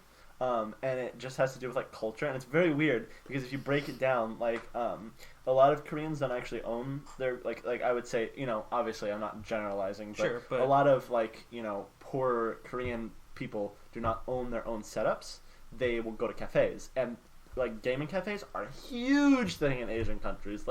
Have you either of you been to a gaming cafe? I haven't been to one, but I've heard. So I've never been. Seen stuff on them. But Ray runs. I would say almost every single, and his is in Korea, right? Yeah, it is. It's in Seoul. Any person who plays games. I'm trying not to say gamer. It's a bad word. It's a bad word. Any gamer. I sound like Ben Shapiro. Any gamer.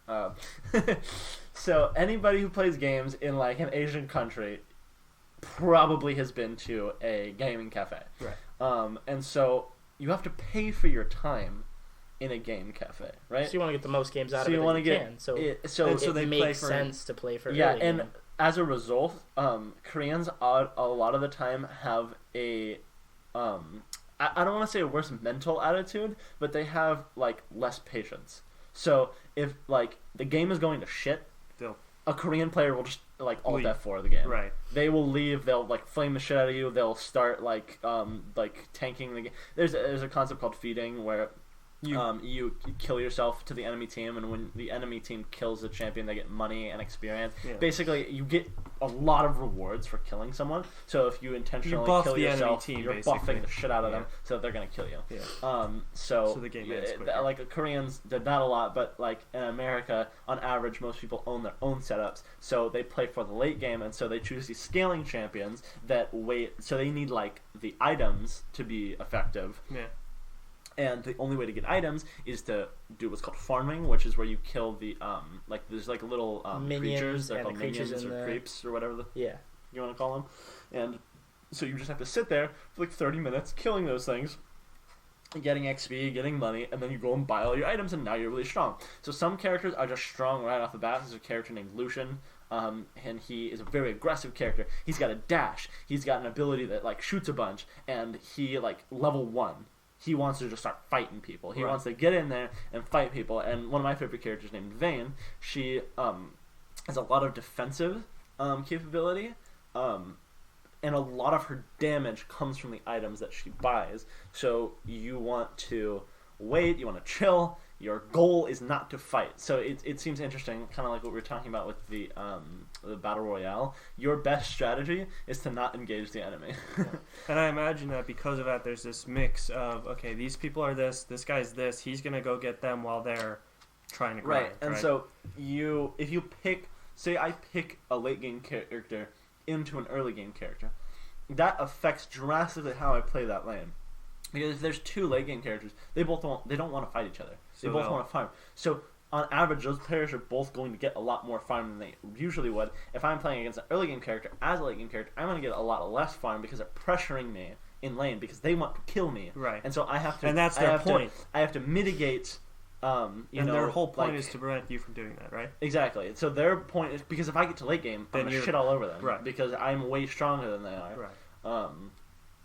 So it becomes like this war of attrition almost, where it's like if you don't shut me down now, I'm going to eat you alive later. So there is a very clear goals. Everyone has very clear goals, and that's one of the things that separates even middle tier players from lower tier players is identifying the goals at certain points in the game. And there's this idea in the game where you need to, there's like a hierarchy of objectives. So on the map, we got the players, and then you have these structures called towers that defend each side's base from. They're basically we call them turrets. Yeah, generally you want to push enough that your minions are in there to take the turret's fire while you actually beat up the turret itself. Yeah, exactly. So you push your creeps up. You've played Dota, right? No, a little. No, I've never played anything. I've seen a little bit though. Basically, you push your creeps up to the turret, so the turret shoots all the creeps, and then you beat up the turret. Because the turret won't prioritize firing on you unless and it's there are no it's very minions. Powerful, especially early. In late game, you can kind of tank it a little bit. Whatever, the turret's the turret will never prioritize you unless there are no minions in its range, or if you hit the enemy champion while you're in its range. Yeah, then it'll instantly be like, "Fuck you, dude, get out of here." Yeah, exactly. But it's very strong early game to the point where it can kill you in 2 or 3 hits. Right. And so obviously, it's this deterrent. And then you want to be able to work past that. So those are objectives that you want to work on taking down, and each player is 3 in their lane. And then there's also other objectives like jungle camps, which you kill and they give you money and experience. And there's larger objectives like the dragon and what's called Baron. I was going to mention the Baron thing. They give you teams buffs, based on if you kill them and at what time you kill them. And so you have this hierarchy of objectives where say maybe I want to leave lane and forfeit gold and experience so that I can get this objective that will give my team a buff. And so it's this a prioritizing of objectives that kind of separates lower players from like higher players because they know what their goals are. Right. Yeah. Interesting. Would you say that between the American playstyle and the Korean playstyle, is there a better one? I mean, an American has never won a League of Legends tournament, but Koreans win almost every single one. So maybe that has something to, that'll say something about it. It's always basically always the Asian countries. I think back in the early days of League, in like the first couple of seasons, there was like some European teams winning, but I don't think an American team has gotten out of like the preliminary like rounds of a tournament, like the world tournament, in a long time. It's very interesting because I said Asian, but that's not exactly what I mean. Specifically, what I mean is Korean and Chinese. I was going to say, because Japanese don't play. Japanese do not like League of Legends. I remember back when I cared about playing League, there was I watched the World Tournament, and it was the first time since the game was created that a Japanese team had made it out of pools, and they were literally like in the cast booth like crying. Like they were so happy that that the Japanese team made it like out of their pools, and it was just like a really big moment, right? Because like American teams like make it out of pools pretty often. Like that, they do all right. America, I would say it's like Korea, China, and then like EU and America kind of like bicker back and forth. Right. They're like rivals. Like it's like, oh, EU is better than NA. Oh, NA is better than EU. And actually, they have a mid-year tournament called like I think it's called like Rivals of something. They're like they basically they do an EU versus NA tournament at like at the middle of the year every year to decide like who's better this year. Who's better? It goes back and forth. Yeah. Who's number 3? Yeah, exactly. No, it is like the mid-year tournament invitational. Chinese and Koreans look down upon them. Yeah, they really do, and it's kind of funny because it's just like they always win, and dang, I think it just has to do with like I would say it has to do with the mentality. It's interesting because it's like Korea has been, and like to a lesser extent of China, esports has been mainstream for so much longer than it has been in America. Like in America, when we were getting started with like MLG and stuff, they were already like broadcasting like what's it called? StarCraft. Yeah, they were like StarCraft was huge. Like esports have always been like a pretty significant staple in Korean culture. So much though that like I think SK Telecom is a phone company, but they own like one of the best esports teams. So it's like it's so like accepted. It's weird. It's like I can't think of any companies that are big here that are like not already gaming associated that sponsor Samsung gaming has teams. A Korean esports team. You know, like they like big names will buy Korean teams because they know how like important esports is in Korea versus like in NA there's like no backing. Like the highest thing that I can think of is Rick Fox from I don't know what his team. He's a basketball player on like a famous team. Like owns an esport team or something. Like sponsors he owns Echo Fox. Oh, and that makes that's sense. MK Leo is in Echo Fox. Yeah. So so that's like the only thing. I didn't think about this before. Just like, are all the Armada sponsored players just Armada, who is like the big Melee player? Is he just sponsoring them, or like? I don't know what the story is there. Anyway, I did want to ask, or not ask so much as bring up. It's interesting to look at how independent player goals are from one another in League, especially compared to like FPS and FGC stuff, where in FGC your goal is to very directly disrupt the player that you're fighting and like directly like kill them in the match, whereas in League, if you're playing a defensive character especially, it sounds like your goal is to do your own thing for a long time. It's very much, I have this goal in mind and I don't care what other people are doing for the most part, as long as I can accomplish that, and then I'll start messing with them. It's interesting how that design because is. It kind of it sounds weird, but it kind of borrows from the MMO genre, where the route to victory is not always a direct one. It doesn't always revolve around killing your enemies. You want to level up. You want to get money. You want to put levels into your abilities. You want to like gather other buffs from around the map, and that can be the route to winning if that's what your team prioritizes. Mm-hmm. You know, but also the route to winning can be picking a very aggressive team comp and focusing on killing the enemies. It is, you know, it's all up to like player choice, and a lot of the times it revolves around like what's strong that season, because the game gets very frequent updates and like patches and balances, and the company is very closely tied to the scene, right? Where like, you know, Smash basically might as well not exist to the company. Yeah. No. Whereas, you know, they I think League Riot is only the I mean, from what I you know. Yeah, Riot like talks to pro players to ask them like what's strong, you know, and do people play League casually?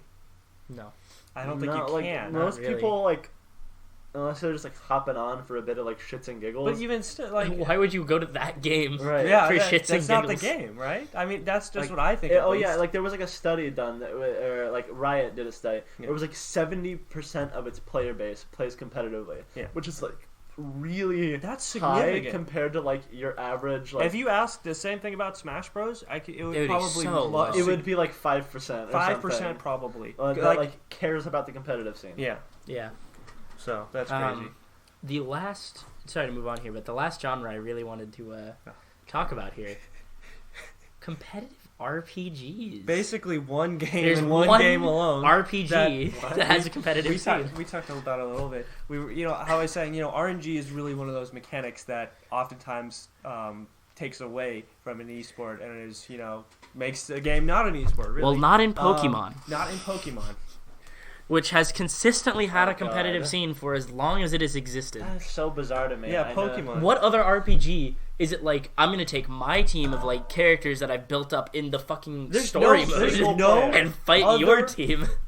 There's no other game that does that, I think. I don't even think there's PvP in like any other RPG that I can think of off the top of my head. Like traditional RPG. Maybe like there's like the Digimon like games and like but those Pokemon knockoffs. No, that's exactly. Like there's nothing else that I would say even comes close to rivaling Pokemon in that regard. Isn't that weird? And then it also it's the only competitive has RPG. A significant RNG mechanic. It has crits. It has, you know, high damage, low damage. It has freeze, paralysis, sleep, paralyze, fire, burn. all the status effects, confusion, flinch. Right, and it was not designed for this because they have to ban Pokemon all the time. Like I know, like, well, what's that like stored one that can change forms? It's like Ghost Aegislash, and it's like. It resists like 19 of the fucking types. Like, you know, it resists. They nerfed him, and the new one he got really minus hard 10, nerfed. Minus 10 to like his attack and special attack, I think, and his defense. And I don't know if it was all of it. It was a big nerf. He got Venusaur, I think, is banned. Venusaur has been like is banned. Top competitive Pokemon every single gen. He's like Chun-Li. Yeah. You can't nerf him enough. He's nerfed, you know, and then there's the legendaries, which are just absurdly powerful, and they allow a few in every time. So that way, in the meta, basically each season of Pokemon competitive revolves around building your team to counter these legendaries, and then to counter what the counters to these legendaries are, because they're allowed this season. I remember I watched one tournament, and it had every like entrant had a Mimikyu, and they all ran like Mimikyu Snorlax, because Mimikyu could swap the speeds. If you had if you were like had a low speed, now you had a high speed, you had a high speed, now you had a low speed, and then you would just like use Snorlax and you would shit on the enemy team. And then so it was like I remember I watched the tournament and it was actually kind of funny to watch because it would be like we both have a Mimikyu, right? And it was a doubles tournament. I remember it was doubles are better. That's where it's and more so it was like, okay, am I gonna trick room and you trick room? Because then it nullifies out. Because if you trick room and then trick room, then it just goes back to normal. Double, right. But and then if I think you're going to do it and I don't, and then neither of us do it, then it is just normal again. Right. So and then we're nowhere. Like, what? Like, because you've got a slow one and they've got a fast one, so it's like... Well, there's always... And then, like, the meta is... You go to them before the match, you say, all right, I'm going to trick room. Don't fucking do it. And then we can both use it, all right? and then he lies. And then he trick rooms. The meta for Pokemon is incredibly strict. But it's so convoluted, It's so convoluted, but that's what makes it so fun when something that is out of the meta happens. Because, like, it was the World, like, championship. Guy was gonna... No, it was, are you talking about the water one? No, that's different. I'm going to talk about that in a second, though. That's a good one. I'm talking about Pakirisu. Oh my god! He's this Gen 4 little squirrel. He's a Pikachu clone. He's got shitty stats. Right. He's never been used in any regard terrible. for like, a good team. He's a terrible Pokemon. This is a doubles battle, right? It was the last battle. This guy was going to be crowned by like official Nintendo people to be the champion of Pokemon. He got his own. This battle right here had its own musical theme. They put in this own theme in the game for this battle, right? Anyway, so they're playing. It's if I recall correctly, it's at least from what I remember seeing, it was Garchomp and Pachirisu versus Tyranitar and something else. Something meta, probably. Something meta. It was something meta, and it wasn't a support. And obviously, Garchomp is a pretty meta Pokemon. No, obviously. But you pair him with Pachirisu? Pachirisu as a support Pokemon using support moves and stuff. So he would use this move called Nuzzle, right? Does like no damage barely. But it's guaranteed paralysis. Which so has speed. And then he would use like Follow Me, and that would make them hit him. And he probably put all his stats into defense, I'd imagine, and stuff that. I'm sure. And just he won. He won using that. He combo. literally was just like, hit the little dumb rat that's going to paralyze you 100% of the time, while this big dragon motherfucker who you can't touch because the rat is here just destroys you out from under yourself. Yeah. Like it was really was amazing. And then my other favorite one that Nathan was just about to talk is Nate had told me about this one where I don't know if it was a big tournament. It was a tournament. It was the biggest tournament in the history of Mexico. Okay, biggest tournament in history of Mexico. Everyone had been doing like super meta stuff, pretty much. It's basically every team was like Venusaur, and then like a couple other of the like super meta Pokemon like Duraludon and Tyranitar. Nate was telling me Gyarados. Gyarados was big. Stuff like that. And then this one guy, he put all his research in. He basically made all of his team water type except for one Pokemon. There's a reason for this too. He was watching One Piece at the time, and he was watching the Water 7 arc, which is the best arc in the show, by the way. But he was watching the Water 7 arc, and he's like, I'm going to make a team that's going to be all water types, and I'm going to call it the Water 7 team. That was his only reason. And so he made a team that was all... It was stuff like Seaking, who has never seen the light of day in a tournament. What else did he use? He used Tentacruel, stuff like that. Ridiculous stuff. And these Pokemon aren't very good. And then he uses one Pokemon that's not water type. He uses Urshifu, which is a legendary. Which is a new legendary Pokemon that was allowed in this tournament. Pretty much everyone was using him, but he used him. And Urshifu has two forms: a water form and a dark form. He used the dark form, but a glitch in the game made it look like it was the water form on the loading screen. And so everyone was like, "Oh, he's water types," and then the glitch. They must be like, oh, he must be using the water type Urshifu, duh. Right. And then they would hit him, and it wasn't the water type; it was the dark type. But like Arceus Steel. Arceus flying. Arceus flying, Arceus Steel. Oh god, that was awful. It was really impressive because he calculated the stats. So basically, when you build a Pokemon for competitive, you have a set amount of like stat points you can put into whatever you want. Right. Max 244 on each, 500 and like whatever. Health, total. Defense, attack, all that fun stuff. He calculated based on what the meta was, exactly how many stat points he would have to put into each defense and each attack thing, to KO everything he was likely to encounter in 1 to 2 hits, and also no matter what. Tank it too, and how to tank things with like 1 health because he would calculate exactly how much stuff would take. Even super effective moves. He was doing like it was like something against Gyarados. If Gyarados did this or Venusaur, it was specifically Venusaur. It was because people would set up Sun and then use Solar Beam with Venusaur, and so he would survive 2 Solar Beams with Tentacruel because he like built up the special defense in just the right amount so that he would live it with like 1 health. It was ridiculous. And then he had a horrendous move on Seaking. Seaking had Horn Drill, and Horn Drill is a 1-hit KO. However, its accuracy is like 30%, right? And so anytime they would throw out a wall, like something. He's like, oh, well, they're stalling. I might as well just. He was like, KO. I can't do anything with Seaking, so he wouldn't switch out. Instead, he would just be like, okay, I'm gonna keep running Horn Drill and see what happens. Gonna roll the dice just because I can.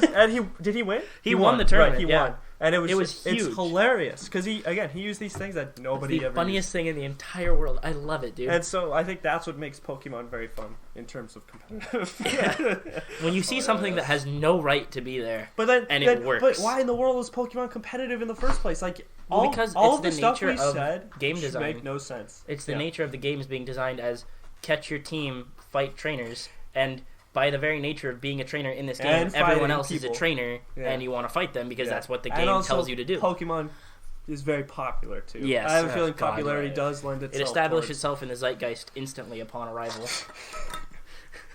Pretty much, yeah. But yeah. All right. Well, I don't know. Do we have anything else to talk about for Pokemon? I don't think. No, for Pokemon, I don't. Or think so. even like designing for competitive play. Like, you guys got anything? I think again, this absolute like designing it with precision, designing it with consistency, goals, all these things in mind. I mean, you look at moment to moment goals and goals, overarching goals. Both. League has goals. Counter-Strike has goals. I'm gonna go plant the bomb. We dropped the bomb, but okay, the counter-terrorist's got to protect the bomb. All these types of things, or hostages. Pokemon, I guess it's just kill each other. Right? I mean, there are things, fighting games. I guess are just kill each other. Smash Bros. I mean, in particular. The thing is like the overarching goal for both Pokemon and fighting games is yes, I want to kill them. But there are a lot of moment to moment decisions and goals. Oh yes, Pokemon. I'm playing as Rosalina, right, and Luma. So what I want to do is get you right in between. Like I want to shoot Luma under you as you're like jumping in to hit me, and then we can hit you from both sides because it's like this, that. Or Pokemon, like, you want to okay, I'm throwing out a wall. I want to do something with that wall. I want to have my wall here follow me so that I can put in Arcanine and use Swords Dance 3 times and sweep. The moment to moment goals that help you reach that overarching one step at a time. Yeah.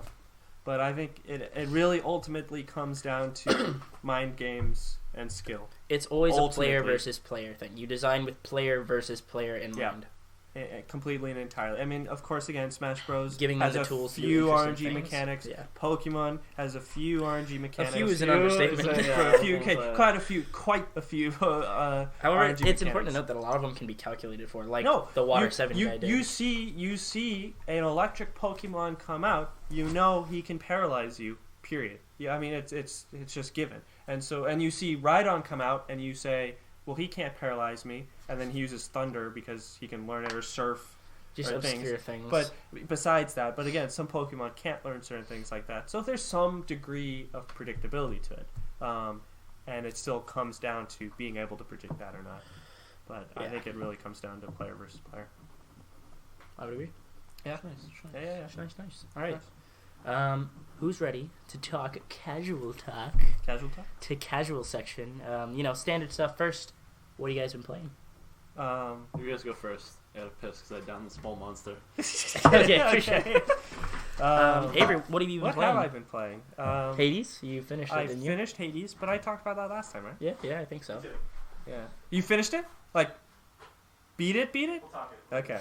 We'll talk about it when it gets back. I guess I can go first because I watched a video by Noodle this last week where he made a lot of recommendations about games to play, little indie ones that he really, really enjoyed. And I bought like 3 or 4 games based on it.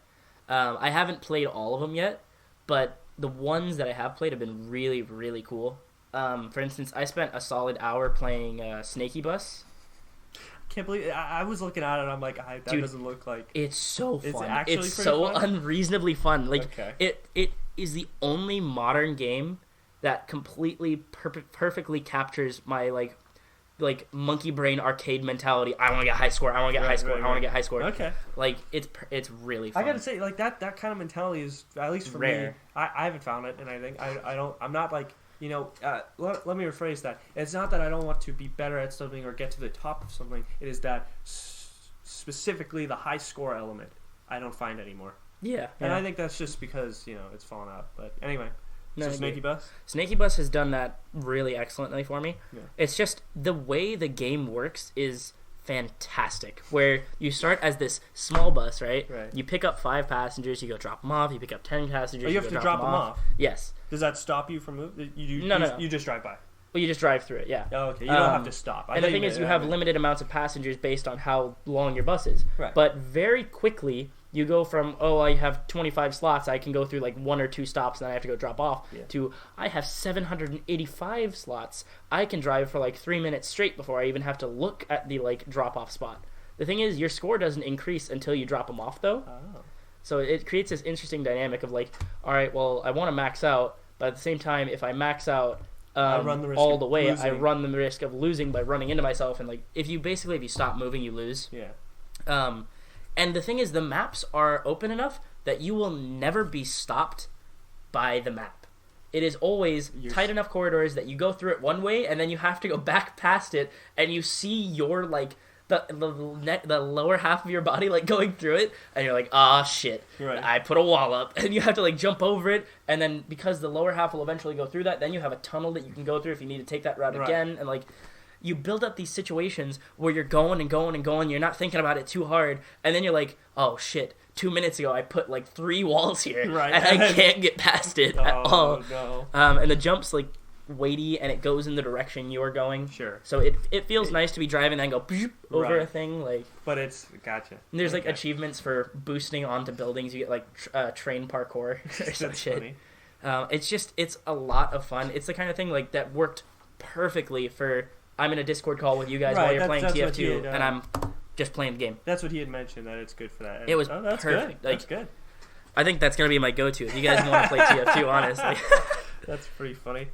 I thought about what I was playing recently. I played Apex for the first time. Yeah. And I gotta say, I like it. Baby's first battle royale. I enjoy it. I think it's mostly because I like playing a tactical game with you guys. Is primarily the reason. That's why we like Left 4 Dead. I mean, Left 4 Dead. I don't know, but yeah, good point. I would never play those games by myself. You know, I would never play Apex with someone I didn't know. I would never play it, by myself. Not that it allows you to play single player anyway. You can. You just do it with randos. Which I would never do, though. But anyway, Evan, you beat Hades? Like, beat Hades? Or just, like, spoilers beat the boss? ahead. Are you going to play it? No, don't spoil it. Yeah, I just won't talk about it. Since I don't think I have, then I probably haven't. Because I beat the final boss, but maybe there's more than that. I've beat him a lot of times. So you beat him a lot of times. Okay, that's fair. Okay, but has anything changed because not of you beating significantly. Him? So I probably don't think because I've still been playing a bunch, but like I keep beating him, and I'm like, when is something going to change? Keep going. Yeah, okay, I will. But it's very fun. It's a very entertaining game. There are certain things, though, like at least for certain other elements of the game, you do have to like talk to people certain ways, and like you've got side quests. There's side quests. A lot of it revolves around the nectar. And I don't know if the last thing does any of that, where it has requirements for you to talk to other people. It might be, or it might be a set number of times. I don't know. So anyway, but yeah, keep going. Trying to romance people. You'll know it. You'll know it. Aphrodite. Yeah. There's only 3 romance options. That's not one of the gods. Damn. Oh, there's romance options? You didn't know? I've been building up. I'm still like I'm trying to get max level with everybody. I didn't know there were actual. I guess I should have known talking to the Medusa, talking to Dusa. Dusa's her name. I guess that's what. Can you guess the other two? I'm very curious to see if you can guess the other two. You've met them. I'm sure you have. Is it Thanatos? One of them. Okay. Thanatos is one of them. What's the other one? Okay, wait. Is it? He's hot and he's gay. No. Thanatos. Thanatos, right? Thanatos is. That one is like, okay, now that you say that, I'm like, of course it's Thanatos. Oh, is it Meg? Yes. Okay, duh. Yeah, it's right in front of you. Hello, boys. Would you like to hear a story about Russia's most romantic man? Is it Rasputin? Says Tihi-tu-tu. Is it Rah Rah Rasputin? Lover of the Russian queen? Rasputin, she's greatest love machine. It's true. No, I didn't know there was actual, but now looking back on it, I'm like, oh, okay. Have you gotten the calls? The calls? Yeah. It's you play on Switch, right? Yeah. L2. The calls where it's like you get the god's call? No, you're talking about the summon. I don't think you. The summon? Oh, yeah, sorry, it's called summon. No, sorry. No, that's all right. I got it. I got it from Skelly. Skelly. I like Skelly. Yeah, Skelly's Skelly. Yeah, but that game's cool. Yeah, nice. Anyway, Hades is very good. Buy Hades. Oh, David got Hades. Oh yeah, I saw Emmanuel playing it actually. I was talking to him. Emmanuel was playing Hades too. Nice. Anyway, another game I've been playing recently, or I guess I played briefly that I need to replay now. The Odd Venture demo. Do you know what Odd Venture is? No. It's basically a Mother Earthbound inspired game, which a lot of those seem to be like coming out this year, which I'm very stoked about generally. obviously I really liked Amori. I've talked about that Amori. every week. Dude, that was so funny. Germa Amori? It's like It's all the the emotion Amori chart. emotions. It's all the Germa I faces. didn't realize what it was. Oh, Yeah. dude. Amori. But Oddventure is one that I initially was really, really excited about because the pixel art is really, really good. The animations are fantastic. It looks like it has a lot of charm. Like, it's very bright colors. I think the main character is super, super cool, well designed. I love that it's a female because I've never had, I haven't ever played a Mother Earthbound style game with a female protagonist. Right. I am going to play Yume Nikki coming up, which I think has one, but that's beside the point. My problem with it, I have a list of problems. I think the first 10 minutes of the game, or the demo actually, because it's not even the full game yet, fantastic. It's like a modern setting. You're going through your school. You go home. You talk to your dad and your mom, and it's like the laugh track plays when you talk to your dad, and he puts his newspaper down. He says, "Well, go ask your mother," shit like that. I think that's super fun. Mm-hmm. Then you get into the part where you're a little bit more grown up, and you got the striped shirt, and you're in some kind of generic medieval foresty place. Mm. And I mean, some of the dialogue there is fun, but a lot of it didn't really tickle my fancy that much. Like, there are medieval furries. And they just kept saying, "Oh, it's the medieval furries." Oh my god! That's what they said. They said that. The medieval furries. Basically. It was It's just some of the dialogue was weird. The biggest thing though was that the battle system was not explained at all, and the movement was super, super slow. Like, walking felt like walking on a treadmill a little bit, and then running felt like how fast walking should be to me. Huh. And then the battles were like, it's cool, you got your health, and then above that is this way larger bar of your emotions, and basically taking a hit makes you get more and more depressed. I didn't know that because nowhere ever does it say that before you're in combat, and so I was just missing turns because I was depressed, and I had no idea why. I was like, what the fuck is going on? And I finally realized, okay, I gotta have my other party member, who is the furry, cheer me up, right?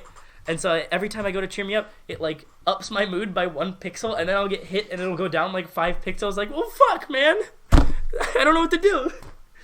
But I only played it for half an hour. I need to give it a fair chance, I think. Yeah.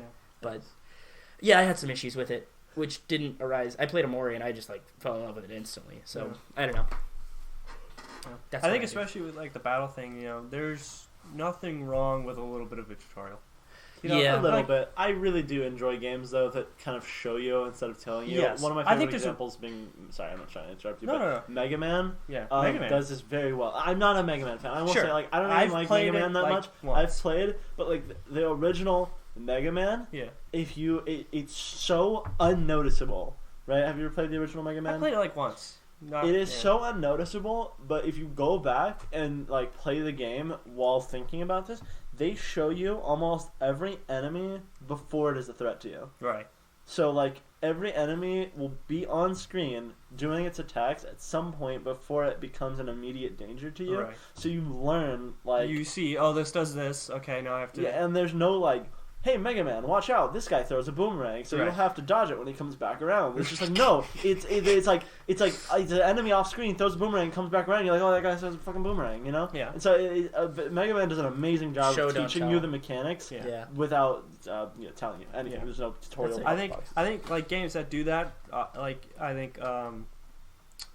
don't know, games I guess it's, again, we're always going back to older Nintendo games do that oftentimes. They're good. I think that is probably one of my favorite types of tutorials. Although I was thinking when you were talking about whatever game it's called, the one you have complaints with, Oddventure. I was thinking about Undertale, and it's a little bit more complicated, but basically you have it's told through the game basically instead of this otherworldly tutorial coming through. It's not menus that tell you, oh, go here and do this. It's more okay. Flowey corners you and says, touch these pellets, and you touch them and you almost die. Yeah. And it's oh shit, I don't want to touch those. Yeah. And then that's every battle in the game. And then you also the tutorial thing where she tells you to hug the dummy. Yeah, exactly. You learn about the spare through the. Is Toriel's name short for tutorial? Yes. Oh, are you my fucking god! kidding me? I never knew that. What? You guys never knew that? Oh. That's the first time I played that game. I was like, Toriel. I never knew that. Wow. God damn it.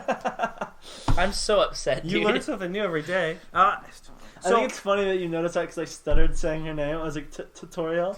And then you were like, Wait a fucking minute. God damn it. But anyway, I think that is a really excellent way of doing it, is that, here's a little bit of in-game dialogue to prompt you to do these things, and through doing it, you learn about it. It not kind of an shows explicit. you. Yeah. Or Cuphead's tutorial was fine. It's just a short little sweet thing. Besides, unless you're a game journalist.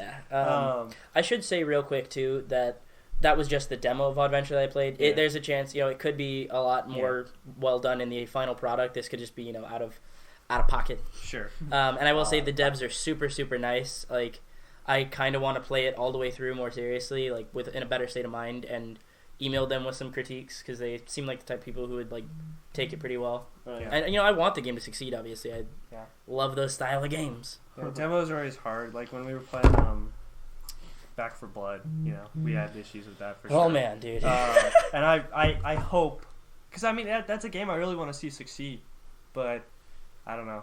It has some issues, and they were already selling DLC for it. Oh. They were already selling it with the deal, right? I think. Yeah. And it was there was in-game cosmetics, and it was you might want to make it good. Especially, it was releasing. Oh, it's gonna release this year. I think it's gonna release in June. Right? Yeah. No, it's soon. It's really soon, and based on the alpha, it needed some work, some significant. It's interesting work. though that they're offering DLC for that, because it's yeah, I can almost understand why you launch a fighting game and you say. Sorry to go back to fighting, but you say that's fine. We're going to have 2 DLC passes with 10 more characters. It makes a lot more sense because it's measured content that you know what you're getting. Having DLC at the beginning, saying here's our fighters pass. Yes, totally understandable. When it's something you can also a lot more say. I'm going to play that character. I'm just going to buy that one. Sure. I'm not going to play that character. I'm not going to buy that one. Yeah. DLC for a lot of other games sometimes is a barrier to entry. Non-negotiable. Yeah. Right. You look at Destiny. Yeah, Destiny is. It literally you can't play the game. I would be happy to play Destiny with you guys. I honestly would. I love the idea of the raids, and that sounds really fun to me. That sounds great. It's the best I don't want the rest of the game. The game's 100 gigs. First of all, I don't want the rest of the game. And I'd have to buy the DLC to even get close to playing where you guys are. Even close. And then it still wouldn't be that close, It would still be a grind and a half. And so it's... Unless you paid for the boost. Right. And there's nothing wrong with games having endgame... That's not what I'm saying. There should be endgame content. It's not that I have to grind is the problem. It's the problem that I have to buy the DLC and then grind. And I'm still not even close to where you guys are, really. Yeah. But... to even play the game in the first place. That being said, though, Destiny now is a free-to-play game. It's a little more forgivable. Right.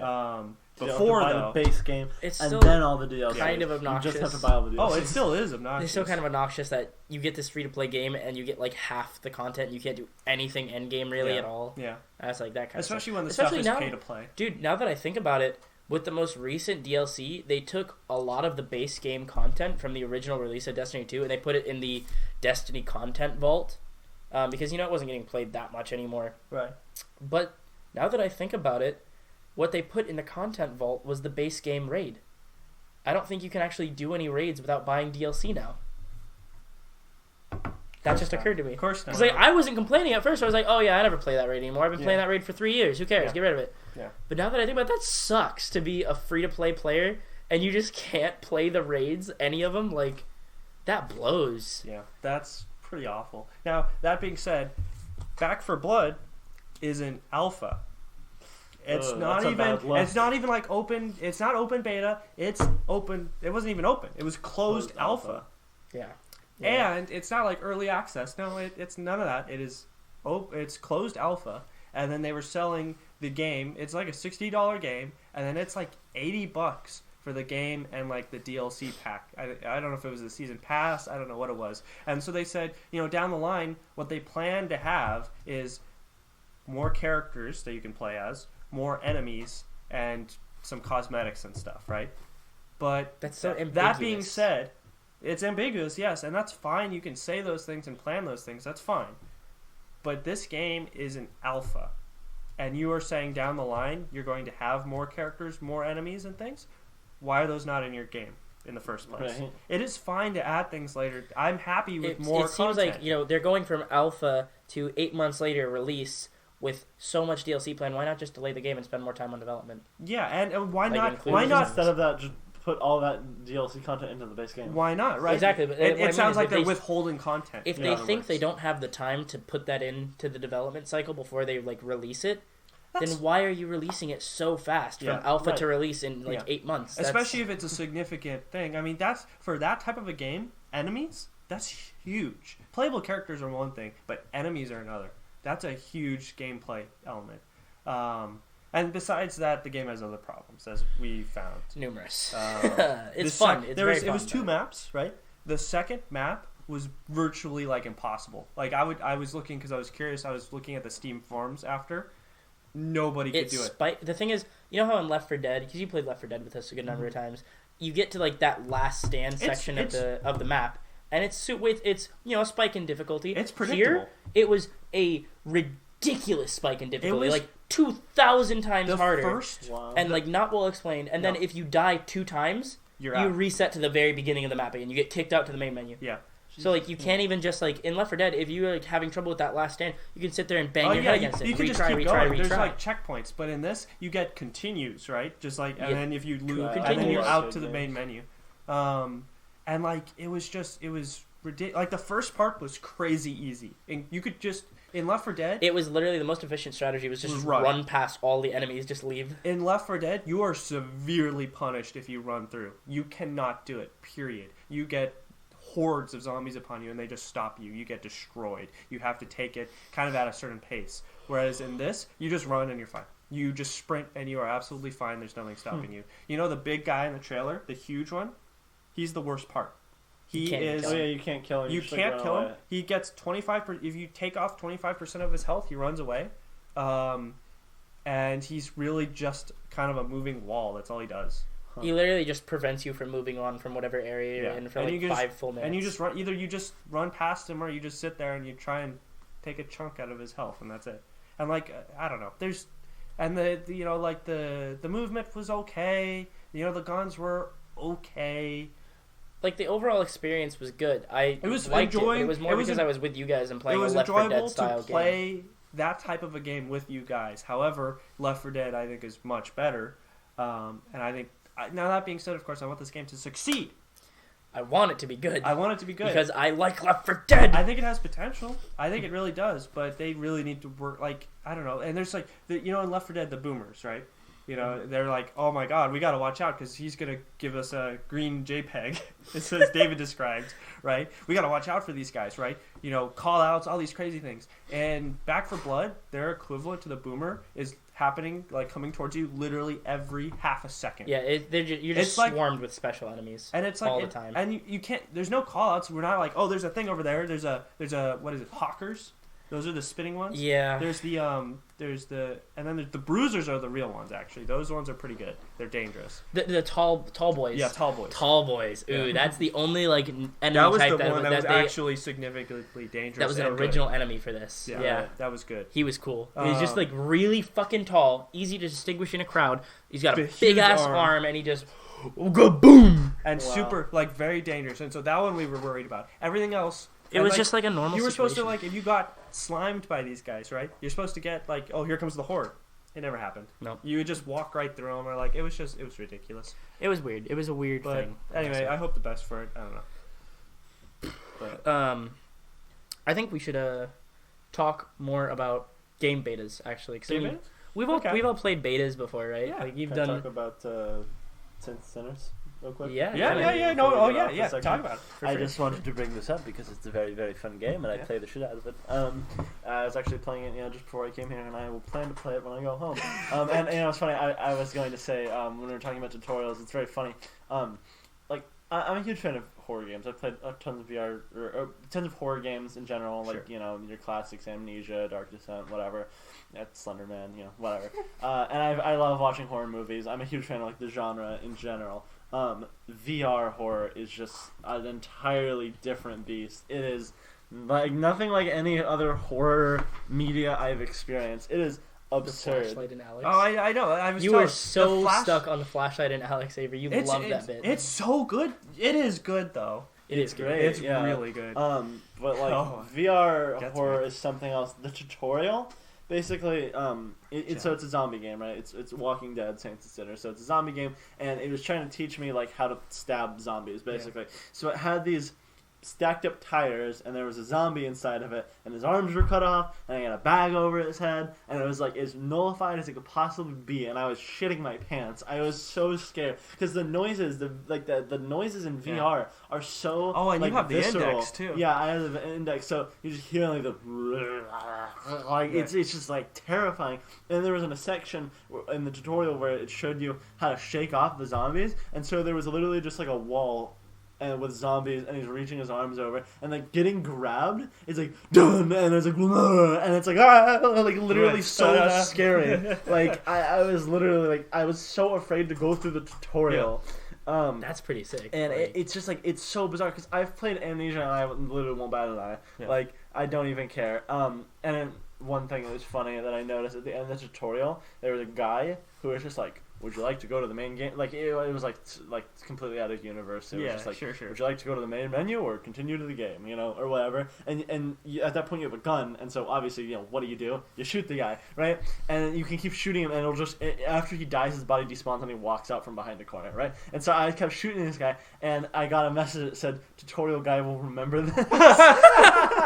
And it was so funny because it's a callback to the Telltale games, right? Like the old so will remember. That's so funny. But I thought I was laughing my ass off. I thought that was hilarious. I thought that was like the Clementine will remember this. Yeah, that was the best fucking really little good. Easter egg ever. But man, the game is awesome. It's like really good. Like I cannot recommend it enough. I haven't heard anything about this. Yeah, what's the gameplay revolve around? You just like it revolves around like a day cycle. So basically it takes place in New Orleans. Sure. You are after this thing called the Reserve, which is basically like a military bunker full of ammo and weapons and food and meds and whatever. And so you arrive in New Orleans, and you have this like home base, which is like a bus. It's like a hollowed out like school bus, and that's like where you start from. And then you have like a little raft that you can paddle around New Orleans to go to certain locations. And then you start the day, and you have a watch, and it ticks down. And then once it gets to the end of the day, bells ring, and like hordes of zombies like start just fucking filtering out from every alleyway and every like nook and cranny. So you basically have to go through the area, and there's like side quests and like faction wars and like random loot and like events that happen all over the map. That happen like individually every day, and so you can go to the area and you have to do as much stuff as you can before the end of the day, or you have to fight the horde that comes. And so it's a very interesting like balance of looting and like fighting the factions and fighting the zombies and collecting the resources. And something that I found very interesting about the game design is that I love playing like RPGs, right? And in RPGs, you kill something and you get money and XP, right? Mm-hmm. But in this game, you get nothing for killing zombies. They don't drop anything. You don't get XP. You don't get money. All it does is breaks your weapons, uses up your ammo. You get hurt. It uses your meds. There's the idea of like max stamina and max health. If you kill a zombie, it reduces your max stamina, which seems counterintuitive, right? But it actually makes sense because if you throw a weapon and it kills them, it doesn't reduce your stamina. If you shoot them, it doesn't reduce your stamina. It's only for melee kills. So the thing with that is that if you use other louder weapons, it draws more zombies to you. So it's a very like careful balance where the biggest reward is actually just not fighting the zombies, which is kind of what the point is. Right. The leveling, you level up your crafting stations in this game, and that's where all the progression comes from. Yeah. And so you're purely incentivized to loot and avoid zombies. And it actually you would think like, the point of the game is not to play the game. It makes for a very, very interesting game. And the guns are very visceral to handle. Everything has like simulated weights. And like Alex? Yeah, so like you pick up something heavy and it'll be like, you like lugging it around. Yeah. You can chop up the zombies into a million bits. I'm super surprised that simulated weight works as well as it does. It sounds taking out the barrel with two hands. It sounds like it's gonna be like, this sucks because it's like, there's a disconnect between your hand and the hand in the real game. But I don't think it works really well. Yeah. I don't know. I was going to say, one of my favorite things in Alex was, looking at the hand, and you have like a tactile hearts and like resin and ammo. Yeah, it's the same thing. Yeah, with the watch. I was gonna mention. Watch it as your time, as your health, and as your stamina. That's really love cool. that shit. I think that's so fun. I love that. Yeah, too. I played Payday VR, and in that you have like you actually have to swipe on your watch, which is really it's a fun thing to like. Whoop, whoop, whoop, like that's cool. Is it open world? Sort of. So you have like locations you go to, and the locations are open. Yeah. And you can explore. Oh, and there's climbing too, which is really fun. You literally can like go up. And you can like scale up the side of a building and like get into it from a. It reminds me kind of of Breath of the Wild, where you can like there's like a thing you can crawl under, right? Oh, but the factions set up traps. Also, all of this is like completely like it's like I don't know if it's random, but like the AI will like set traps for you. Yeah. And then like you could kill them and clear a building, right? But then come back a few days later, and it turns out they came back and claimed it. Yeah. And like factions will have wars with each other, and it's all very interesting. And there can be like a gutter pipe that you can climb that they didn't think you would climb through, and then you can come through. And also what's very interesting is that when you kill guys, they reanimate as zombies. So that's fun. You get to clear a base 2 times. Fun. And the guns just feel really good to handle. Yeah. Like the guns will jam, which makes for a very scary experience. You're shooting zombies on your gun jam, and you're like, and you're trying to unjam it. And like the game revolves a lot around crafting, so you craft your own guns, and then like the revolvers, you have to like open them, and then you like shake out the shells, and then you like put each individual bullet in, and then you like flick it back closed, and that's all just super fun. In depth too. And that's really cool. You can dual wield anything if you want, but like the recoil will kill you. Huge. The double barrel shotgun is easily my favorite. It's so fun to just like boom boom and like click boom and like have the shells eject. Like it's just so visceral and very fun. And I would say the melee is like the best part about this game, even though like it feels weird because you get like punished for using it. But if you stab something, it won't kill them. Like like you have to literally grab them and drive in like the weapons. Well, like you have to stab them, and then you have to move your arm in, and it'll go like, and then it'll kill them, right? But your weapon is still stuck in them, so you have to like and like draw it out, and you can like throw things too, which is very fun. And the mechanics, it's kind of like Breath of the Wild. You know how we were talking about on our very first episode about how they just build systems, and then the systems work with each other. You can throw a knife up, and then grab a bat and hit the knife, and then it'll fly into a zombie's head. Or weapons will always land sharp side down, so you can throw like knives up into the air, and then like grab a zombie and hold its head, and then the knife will like fall into its head. Oh my god! And so it's just there's real fun stuff. That's really cool. Nice. And especially on the like reloading like and jammed guns thing. One of my favorite things in Alex playing through that was like, I'm like, okay, I've got like 10 shots. This shouldn't be a big deal. And I start firing at the like zombies or whatever, and I'm missing, and I'm like, oh my god. And I run out of shots, and I drop the like mag, and I like go to put the mag in, I like fumble and drop it, I grab another one, and I put it in, and I gotta click it, and I just keep misclicking it, and like drop the clip again. Already like up on you. Oh my god. That was so stressful with Alex, where it was streamlined. Like I can't imagine. I remember when I was playing, like there was this. It was after the flashlight part. Like the flashlight part is scary, but that's not even the part where it begins. Like that's just like there's a few head crabs that come out, and that's it. It's the part after it where you have to actually go into the dark area. Like I'm hugging. Start talking. Yeah, like I'm hugging the walls, and I'm like. This game even expands upon that because your flashlight, it's a shake charge. Oh no! And you can attach it to your body, or you can hold it. It's really cool because you have like areas of your body. Yeah. It's very cool to actually have your inventory on your body. Yeah. So you have I think hip slots. You have a back slot. You have a backpack slot. When was this released? And then I think it was like 2 years ago. Oh really? And then you have 2 chest slots. This sounds very advanced for 2 years ago. So, you can your flashlight will go out and it'll zzz, zzz, and like you go black, and you have to grab it off your chest, shook it like a motherfucker, and then put it back on your chest. Oh my god! It's the worst when you're going through a catacomb. Right. It's really funny. Your base is in a graveyard, so you're going through you're shifting through the catacombs or whatever, and there's a zombie, and you shoot it. And then you run out of ammo, and you're like fuck, and then your light goes out, and you're like fuck, and you're chicken, and then you gotta reload really quick. Oh my god! It creates hectic scenarios so often that it is just extremely enjoyable. Yeah. I can't recommend it more. Like, absolutely, so cool. if you are, like, have free time, Yeah. definitely get this game and pick it up. And the cool thing is that it revolves around a day system, right? Because remember, I said, like, the bells will chime when you have to go. Which also, if you are ballsy enough, you can stay past the... That's what's really cool, is that there's another Walking Dead game called Walking Dead Onslaught. Yeah. And it had the same... It was a completely different development team. Sure. And it had this mechanic where, like, the days would tick down. And then at the end, it was basically just like a Fortnite zone that closed in on you. And if you got touched by the zone, you just instantly died. That's horrible. In this game, if you're, like, baller as fuck, you can fight the Horde and you can kill the Horde. It'll still keep coming, though. But like if you want to like keep looting, you can like set up like explosive traps and like landmines and shit to like keep going the Horde. And even cooler than that is that there is a side game mode where it's wave defense. No.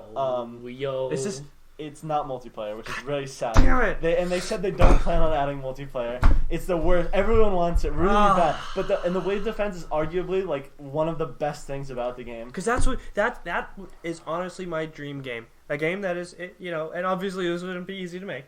A game that is you have like open world, kind of like what you're describing pretty much. I like day and night cycle. I like things coming to attack you at night. I like that. I like being able to go places, loot stuff. Clear out factions. I like having a bunch of different types of factions. But I also want like the sandboxiness that Minecraft has. But I also want wave defense. But I also want VR and non-VR. So, but that would be my dream game. If this game had multiplayer, it'd be so fun. Because one of my things that I find myself doing in like the wave defense is like I got like the shotgun and I'm like doing one way, but I hear zombies behind me, and so it's like I gotta like flip open my shotgun and load in the shells and like that's so but I would love to have like my friend covering my back. You imagine how much fucking fun I would have if I could have my homie like cover my back, dude, and then like I'm covering one way and they're coming the other way and you're like rotating around, Oh my god, that would be insanity. God, I would literally kill for that. Valve is making more VR games, and supposedly some of them are multiplayer. Yeah. So there. Yeah. Actually, Gabe Newell said, I should have said that for Gaming News. He said recently that I think I saw what you're talking about. They did an interview, and he's like, we have a lot of stuff in works right now. We'll plan to show off some of it soon, is what he said. Like, they have single-player things in works, they have non-VR stuff in works, and they have VR stuff in works. My concern is, though, how involved is Gabe Newell actually in the process anymore? Is he just a figurehead? I have no idea. I'm pretty sure he's just a figurehead for Valve at this point. I think he's just a figurehead who is now residing in New Zealand. He doesn't really do anything. No, I don't think he's... He's just talking, man. I don't know. Maybe he still is significantly involved, but I really don't know. Yeah. Something is very interesting, I think you'll both find very interesting, is that Gabe Newell said that within the next couple of years, he thinks that Valve is currently working on a neural interface for VR. I saw and Sword Art Online? Yeah, it's basically. Literally. And he thinks that they'll have it commercially ready within like the next 3 years. Yeah. Which is crazy. So like it's insane. Like he literally says that you will have, and he says that he's played games and they work pretty well already. To have like it's just like something you put on, and they said they're making it to work with existing like the Index and the Vive. To literally just like put it on with it. And you can control aspects of the game literally with your mind. I don't know how the fuck that works. It's like all like electrical signals or something. And I don't even know. That's so crazy. cool. Like, think about that. Think about that for a second. How much? That is really cool. How much would that actually change? Like, let's say they implemented that into Half-Life Alyx. Like, they did a re-release and they implemented. Like, what would you do? Would you even like control? Like, the whole point. Like, I think it works really well already as is. Like, you have the feel yourself getting bitten by a head crab, right? Like, ow, bitch!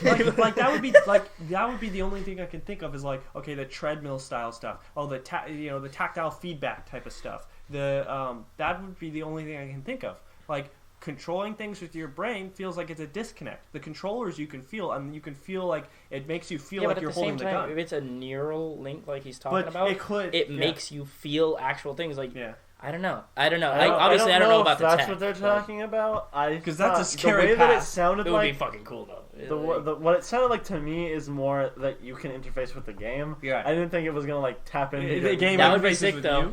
Yeah, that would be sick, but I also slightly dangerous. Absolutely sending dangerous. electrical signals to your brain. But I think they're more thinking just like, you know. Probably. For sure. But it would be cool. So that's really, really cool. Valve on the forefront over here. But so I hopefully we get like some cool like Left 4 Dead 3 VR and non-VR. I would like to see more games that have both VR and non-VR because VR is very. If Alex had the option, that would have been really nice. Yeah. I think that would have helped the platform. I do understand. It would have actually won Game of the Year that way. I do understand why though. Alex, I would never have played. I in playing it with VR, I will never want to play it without VR, and I would never suggest that experience to anyone. Because it's just an amazing experience. But yeah, I do wish, like, especially if it's multiplayer, I really wish if something new came out to have both. Because I think the problem with VR right now is it's just not quite as accessible. You still need quite a powerhouse PC. You need space. Again, Half-Life Alyx kind of showed us, though. It's expensive to buy VR. Well, I mean, unless you get like a Quest or something, those aren't that bad. It's like $200-$300. No, but then your graphics are downgraded significantly. Exactly, you can't play Alyx on them. But also, Alex showed us that. I mean, I have a 1060, and I played Alex smooth, and it looked beautiful. I played Alex on a 1060 mobile chip on my laptop, and it looked beautiful. It looked great. It was perfect. Alex was a beautiful. I don't know. I quite frankly have no idea how they did that. Yeah, they must have done some weird in-house optimization, crazy stuff because it works really well. But yeah. So it was very cool. All right. All right. 2 hours, gentlemen. Well, I think that about wraps up this week's conversation. Good stuff. Covered a lot of topics. Yeah, a lot of stuff today. We'll probably come up with some interesting stuff for next time too, hopefully. But join us every week, Mondays around 7 p.m. Twitch.tv/GelattoBeach. That's with 1 L 2 T's, right? Or is it backwards? 1 L 2 T's. Yeah, 1 L 2 T's every time. And sometimes we stream other stuff too, so keep it tuned. We're looking forward to uploading episodes of stuff to YouTube, as well as this podcast and all previous episodes will in the next couple weeks here be available on Spotify, iTunes, Apple Music, Amazon Music, basically all major streaming platforms. Wherever you listen to your podcast. Wherever you listen to your podcast, we'll be there. But we'll keep you updated on that. Otherwise, talk to you guys next week. This has been Gelato Beach. Goodbye. Bye-bye. Bye-bye.